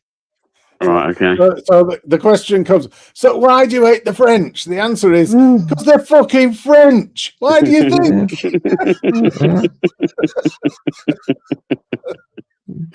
Willie Woofers, aren't there? Willie Woofers at French, like. French bashing tonight. Yeah. You know. Freedom Remigrations with you. She says, yeah, I hate them too. Yeah. Yeah, there was something in the news about a Belgian some kind of MP or whatever they've got over there, basically lambasting the UK and Shabana Mahmood today or yesterday about our new deal to give 666 million more pounds to the French to buy drones and to do this and to do that. And the key issue there is not the French. They basically put one over us and we've been fucking stupid. All we've done is bought inputs to something rather than saying, we will pay you for outcomes. You deliver this and it produces good outcomes, you'll get paid. Yeah. But no, Well, we've you've just seen it, gone, man. we're You've going to seen give it. you this, we're going to give you that. And they don't do anything. And the fucking numbers keep going up. And that's what this guy was saying. You're a fucking bunch of idiots. Yeah, I like mean, he's not wrong. did you see Billy Moore's video Monday where he was like actually in the water with them? No. Did he go over to Calais, did he? But yeah, Billy Moore done a video where he went over to France.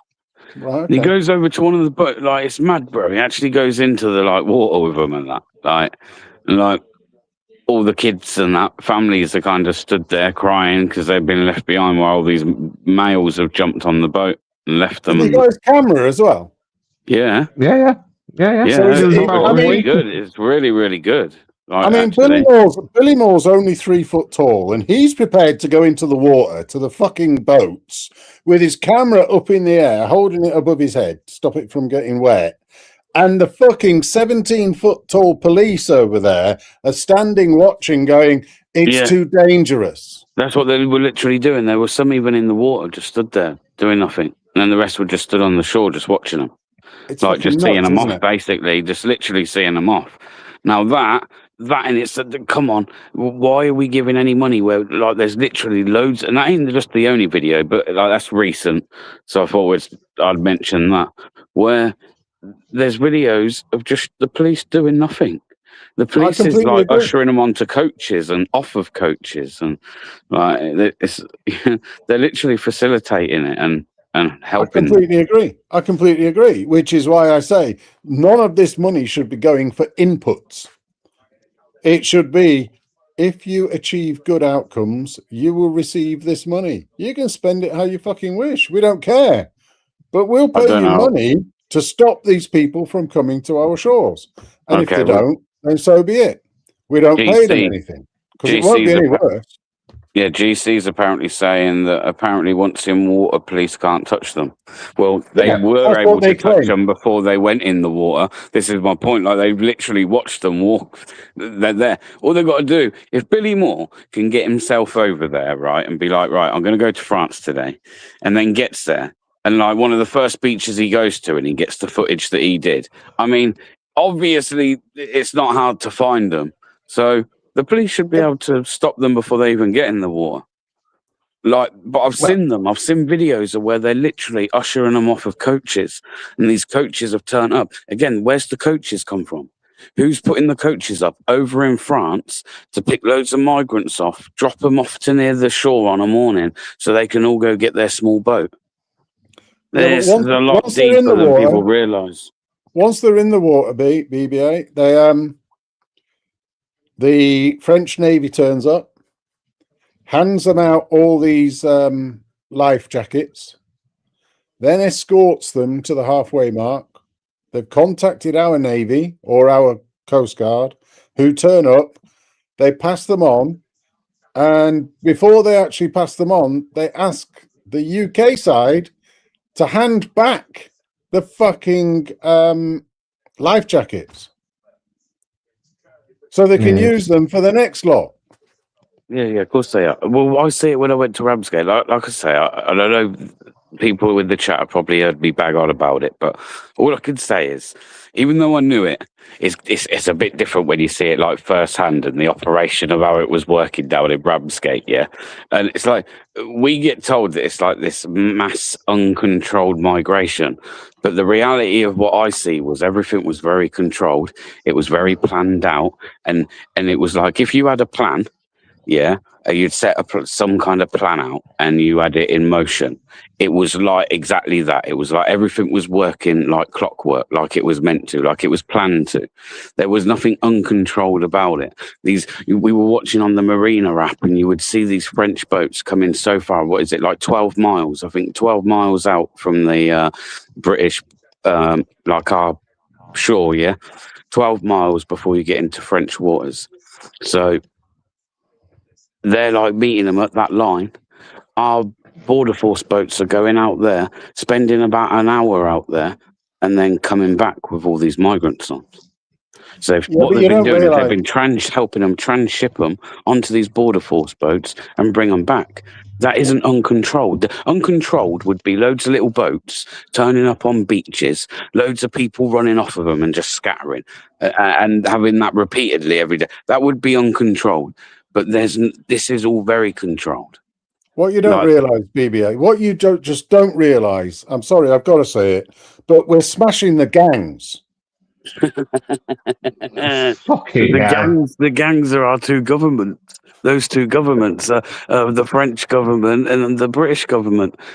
They're literally they're the ones doing it. There's literally no reason why they couldn't be stopped before they got on the boats. Even if they've managed to then get on a boat and get over there, there's no reason why you couldn't turn them round and turn them back from where they come from. The truth of the matter is, the French want rid of as many of them as possible. You say you like France, Mondi. I've not been there, but a lot of people I speak to that have been there recently that go to France a lot. There's certain parts of France now that are apparently a fucking shithole. Yeah, Oh, yeah. absolute Yes. shithole. We Yes. think we've got a problem. Again, think what France is dealing with when they're literally having to get to France anyway to get to us, right? So they're spending a That's all period in around- France. That's all around the big cities. So if you're talking Paris, you're talking Marseille, you're talking Lyon. Same as here. Yes. Yeah, exactly. Same as here, filling out the if you're not cities. in those big cities, if you're not in those big cities, everything's fine. Everything's fine. Just like here, everything's fine. But I think things could change in 2027. That's the date of the next French president elections. It cannot be Macron because he's had his 2 terms. So Macron is only here for another year. He has been a complete disaster. But I think the truth remains that there's no incentive for them. Like, they don't want to keep these people here themselves. So their argument's gonna be, we gotta have some of them. You know. Well, Hey, look what happened with Le Pen though. Le Pen actually should have been in last time, but then the freaking parties collaborated with each other just to keep Le Pen out. I know, and that's declare where the war, problem's going to be. That's where the problem's going to be. But the European Parliament has just agreed some new laws, which are going to be really interesting because it could well have quite a good impact on Calais. France will be forced to clear that area according to these laws. Whether they do or not is a different question. And if they don't, they might just get, what, £1 million, £2 million a day, just in the same type of way of fines against Poland has been going on for, or not Poland, Hungary has been going on. For quite a while. But what they will have is a bunch of safe countries. They're basically doing the Rwanda thing that the Tories proposed and were trying to implement and then never got round to it because they're a bunch of dickheads. So we've got plenty of other European countries that are all proposing the same type of stuff. Things are changing in Europe. I think we're the ones that are lagging behind. If we do not get a new government in that wants and says they will remigrate. In Mahmoud in discussions with Taliban to try and get send the Afghanis back. I'm sure I read an article saying that they're in discussions with Taliban. I don't know about that because I mean there's something within the EHRC, whichever fucking one it is, about the refugee convention. There's something about something called non-refoulement. So you cannot send somebody back to somewhere where they are likely to be persecuted. Yeah, I was about to say, you know what? Human rights lawyers will be all over that if they even tried. Many of these Afghanis have probably been running from the Taliban anyway. Even though they're a bunch of wankers who do not have our culture, they were brought up in a society where raping women is perfectly fucking okay. Yeah, exactly. And playing around with machetes. Now, it's not okay here, but where the fuck do we send them? Rwanda seems to be a fucking really good place that we could send them. Yeah, But- but this is where you're getting well, I believe again, solicitors are getting and lawyers or however you want to call them are starting to get in trouble now because they're actually teaching these people, these illegals, to say that they're gay, so Oh, they yeah. can't be sent back. You know what I mean? Oh, It's yeah, just like I've actually, I think me and DP have had a couple, you know. I've definitely had one where I've asked them, like, why they come here and that, and they've told me it's because they're gay. yeah, And then there's this other game that they're playing as well, which is people coming through and over on visas, get together with somebody, and then 3 months later they quietly make a claim of domestic violence against this woman, who they are now living with. They don't even have to be married, as far as I can tell. But this woman brought them in and supported their visa, and that means that they can actually leave and claim that they are scared of this woman through domestic violence.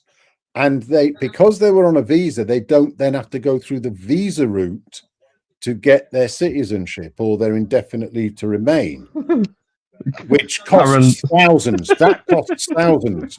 So by claiming domestic violence falsely, and you don't even have to prove it, you just have to make a claim to the police, then they get free indefinite leave to remain. So that's another one that the lawyers are actually telling them to fucking do. These lawyers should be either mass deported, or if they're British, fucking exiled.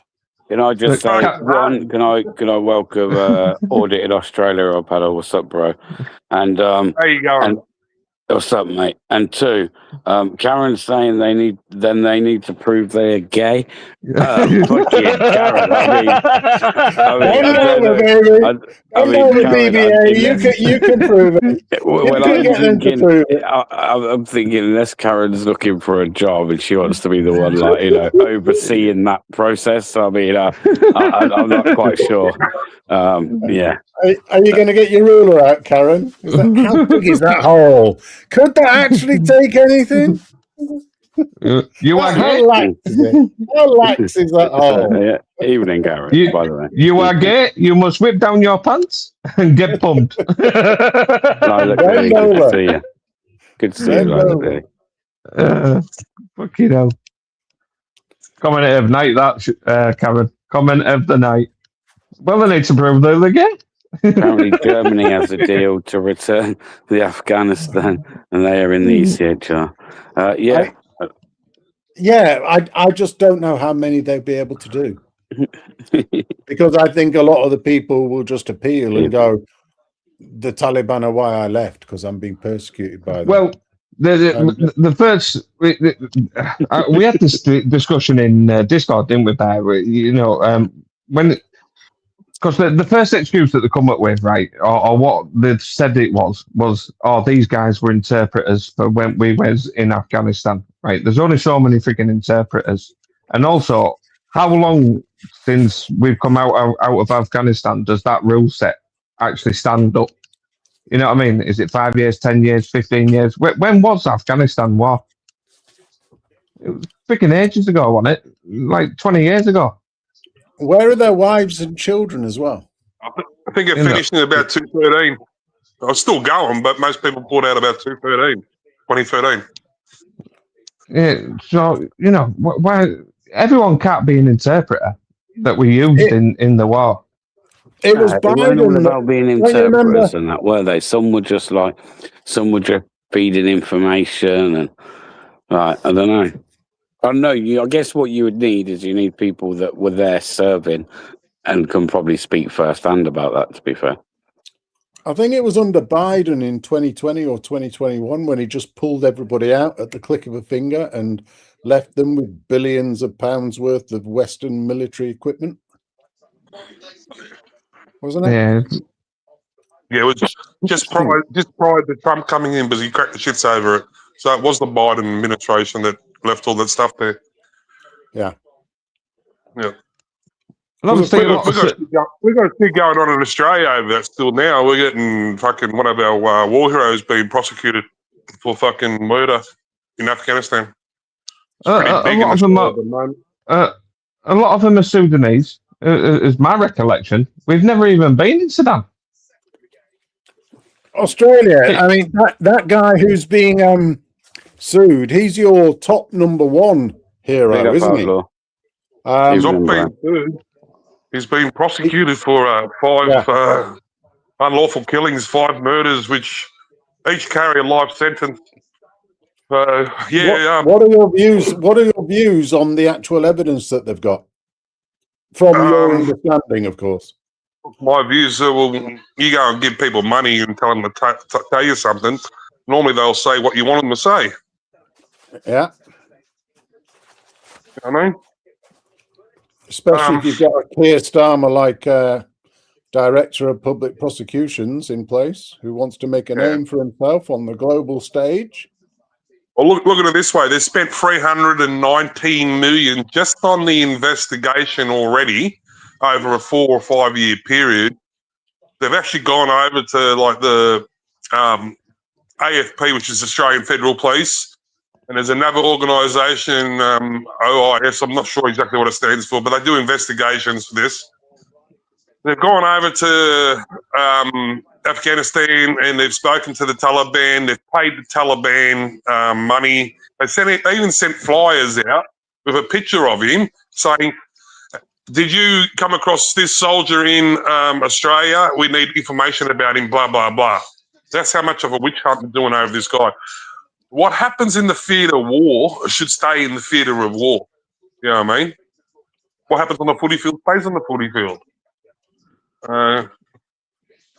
Yeah, I mean, this particular case is having reverberations across the rest of the world, in the Western world. So the impact on our SAS is that suddenly we've got a lot of SAS people retiring very quickly or resigning their commission. Same They're happening leaving. here. Yeah, they're leaving and nobody wants to join the SAS. Yep, same. So it's a massive lefty inspired mechanism for making our countries exceptionally weak and easy to invade. Yep. It's a long-term thing. These are all part of the long-term aspects of ruining our countries so that other people take over. WEF and WHO, it's all on the agenda, of course. In that they all, I'm sure that you could probably correct me if I'm wrong here. When someone in the SAS, I'm sure they have in their contracts that they actually do have the license to kill, regardless of politics. I think that's the whole point of the one of the rules of the SAS is that they do have the license to kill. And if we're going to remove that now out of their contracts, no wonder that they're going to not decide to retire or not go for the SAS, because you tying their hands behind the back. Gee, there's a difference between a license to kill and executing somebody who is already a prisoner and is no longer able to actually harm you. And I think that's what they're saying. They're all talking about people who are already in handcuffs or in a cell somewhere, and then XYZ happened to them. Yep. Illegal tortures and illegal killings, executions, effectively. What's going on at Guantanamo Bay for the last fucking 40 years? You know what I mean? Illegal killings happen all the time in fucking prisoners and that. It happens. Simple as that. It happens. I remember there was a really good documentary that I saw on YouTube a few months ago, which was about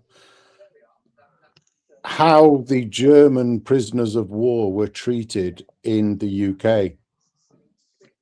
And they were absolutely astonished because they'd been told the story that you do not want to be taken prisoner by the British, because the British will torture you and slice you up and rip your fingers off and you will die. And actually, our people were the most principled people around. As long as they followed the orders, then nothing would happen to them bad whatsoever. And it was so good that most of these prisoners of war wanted to stay after the war had finished. They didn't want to go back to Germany. And we've still got families of some of them here, the descendants of them here in Yorkshire, because they just fell in love with the place and realized actually these people are fucking brilliant and we want to be part of that. And the people that were ruling us in our country were a bunch of wankers, and we don't want to go back to that. Yeah, I had a best mate that was in army, and he served twice in Afghanistan, and I've never understood this concept of, because he told me some stories about what went on and whatnot, and the rules of engagement. I've never ever got my head around this one at all. He used to tell me, "Oh yeah, we have to let them fire at us before we can fire at them." I'm like, "You what? Yeah. You what?" And he was just like, "Oh yeah, it's part of rules of engagement, mate. We can't shoot if we know that they're an hostile. But yeah, we have to wait for them to shoot at us first before we can shoot at them." I'm just like, that is fucking balmy. Absolutely balmy. It's how it is. It's just how it is. My brother was in Somalia back in 1990, peacekeeping mission, Australian Defence Force. It's the same thing. They'd be doing patrols and there'd be kids there throwing rocks at them. They couldn't do nothing about it. You know what I mean? It's the difference between It's the difference between a peacekeeping operation, however you want to define it, or however the government defines it, and being at war. If you are at war, my brother thought he was at fucking war. I'm telling you right now, man. You got to watch what you're doing, watch what you say, where you go, what you do. There was shots coming into the camp that he was at. You know what I mean?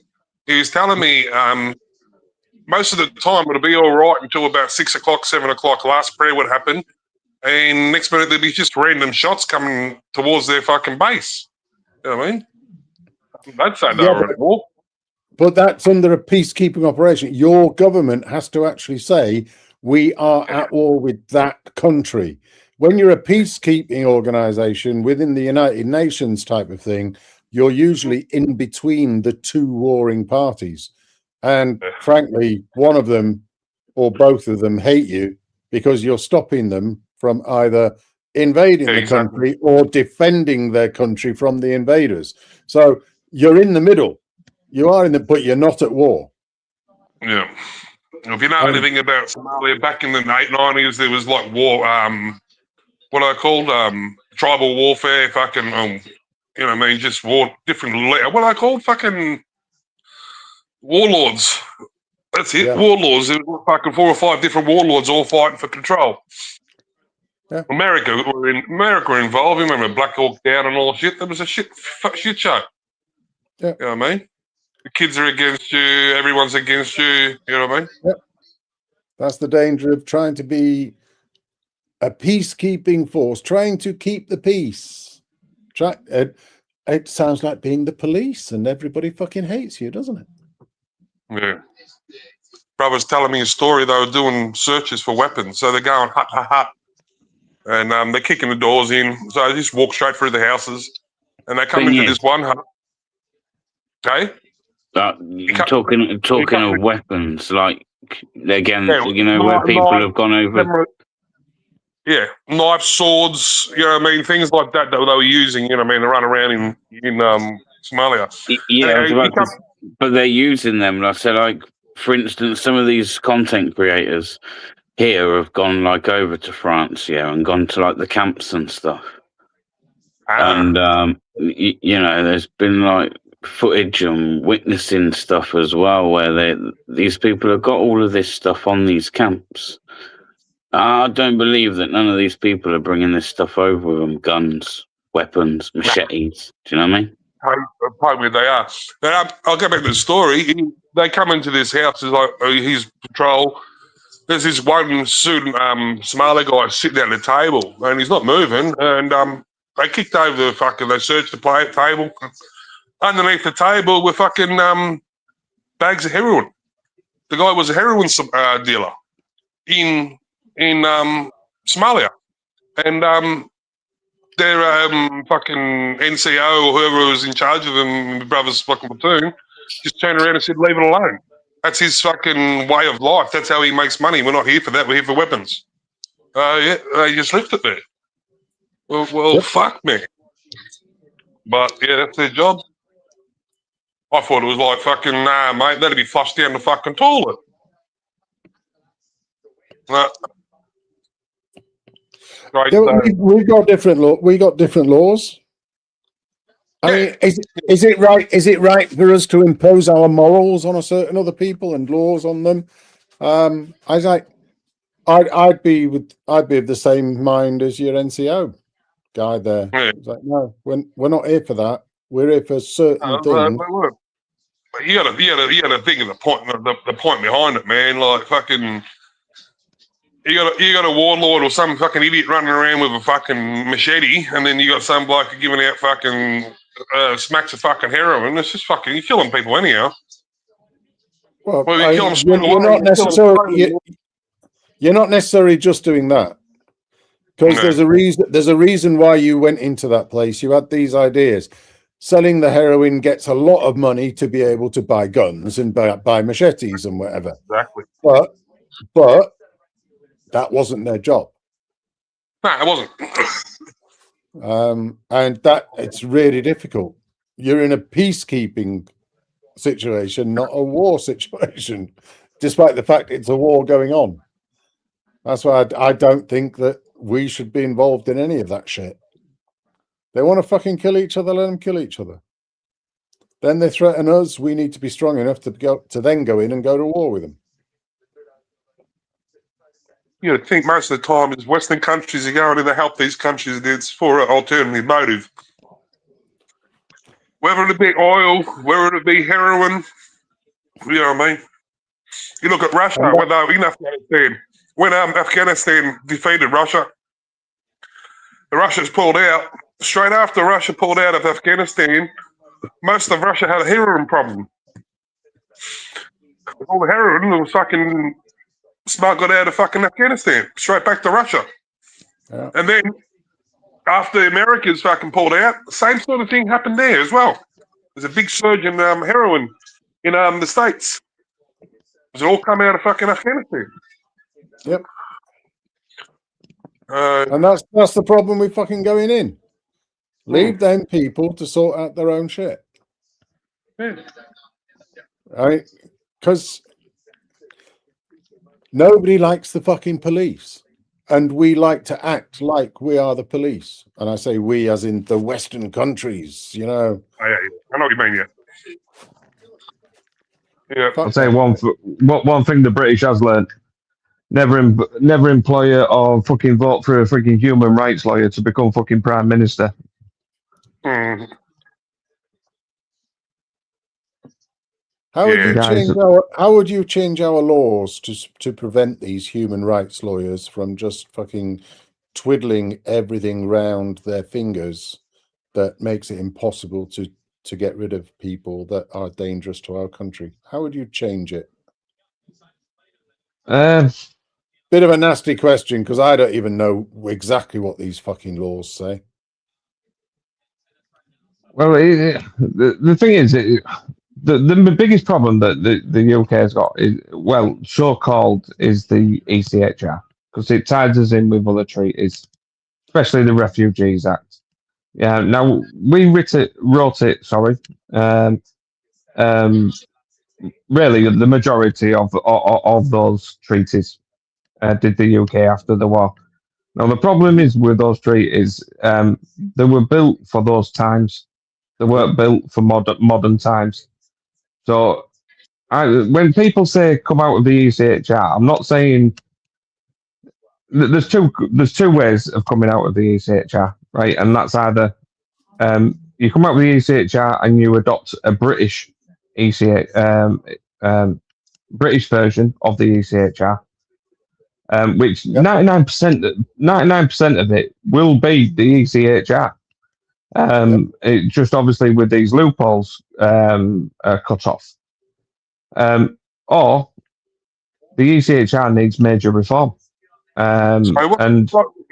What's ECHA? I'm lost here. It's European Convention of Human Rights. So even though we've had Brexit over here, that is one treaty that we remain in. That treaty. Hold on, just to clarify, it's not part of the EU. Yeah, it's not. It's just called. The ECHR is a part. It's a different globalist thing that just happens to be inside one member state of the EU, but it's not actually the EU. But the EU does control it. Yeah, it was wrote after World War II, I believe, to make sure that someone like Hitler would never be able to do whatever the things that he did, basically. And like I say, it was wrote back then in the 1940s, 1950s. It's no longer fits today's methods because they find loopholes, and that's what we are getting exploited on at the moment is the loopholes, and the British do not know how to deal with those loopholes. The thing is, we've got case law. The thing is, we've Yeah. got case law behind it now. That, to me, if you read the Human Rights Act, it's actually really good. So's the Refugee Convention. All of these things are really good. It's just that they have been used within, as you just said, within a context now that they weren't written for. And so it's the context that needs to change. What we need to do is get rid of the case law that sits behind all of this. And we need to give direction to the judges on how to interpret the Human Rights Act. And that is the other point, because again, it was someone mentioned it earlier. Why are the French allowed to interpret it one way and the British are interpreting it another? It's all about interpretation, the way different words. Obviously, over here we have quite a lot of left judges, and they interpret it in a lot lesser way than what the French are interpreting. And again, we might not even have to come out of it. Just get the right judges to interpret it, for what it was written. A lot of the actual, you can probably correct me if I'm wrong here, Monday. It's interpretation, but it's a lot of the ECHR is actually advisements in a way to do things. Doesn't mean that you have to do it. It's just advised that you do it this way. And the British kind of do it to the nth degree, basically. It's like we'll accept absolutely everything. I agree with you. I think the one thing that is bad about the thing is that instead of our final decision being a Supreme Court here in the UK, it is the Supreme Court of the European Court of Justice. Yeah. And that's where the problem is. We are abdicating our control. And that's the bit that needs to be removed. And then you get rid of all of the old case law that connected to those old judgments. And then you advise the judges, this is the interpretation. You do not waver from it. Just because somebody can't get their fucking KFC dinner in some other country is not a good idea. If somebody has raped or killed somebody here, they do not get to pull a human rights argument around family life. Their family can fuck off with them to their new country, or their family can choose to divorce the piece of shit. Whichever one it is, that's fine. But that person does not stay in this country. I agree. Got to go, guys. I'll talk to you all next time. See you later, B-Man. Take care, bro. Cheers, Australia. I need to go as well. I'm up early in the morning, so have a good one, everyone. No worries, Cheers. bro. Take care, I'll bro. tell you Thanks what, for coming on. you redeemed yourself Monday, so I'll resubscribe. I'm back to 2 subscribers. Hey. Cheers, buddy. Bye. Yeah. Take care, man. Later, Thanks lad. for coming up, bro. I Uh, don't know if Audit in Australia's there or if he's left. But yeah, no, I'll shut this down anyway. I do. I only went live, like I say, to just plug that we're going to do this interview on Tuesday evening at 8 p.m. So yeah, I'll jump over into Discord in a minute. If you're about. All right, pal. Yeah, I'll pop over for a bit. All right, sound. I'll be there in a Ciao, ciao. Sound, bro. But yeah, so Tuesday evening, 8 p.m., I will be doing a live interview with the leader of Patriotic Alternative, Mark Collette. Hope to see you all there. You may see me tomorrow evening. I may do one, I may not. But if you don't see me tomorrow evening on here, then do tune in. Link Sasha's kindly been putting in the chat. I'll do it again, or Sasha can, but I'll put it here. If you haven't already, do jump over to this link in the chat. Hit the like button and hit the notification button for that scheduled live. It is scheduled.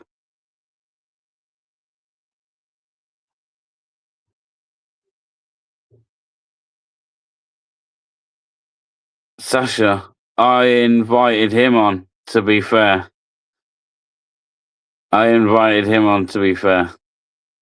But yeah, thanks for watching, guys. And I'll, like I say, see you Tuesday. Peace out.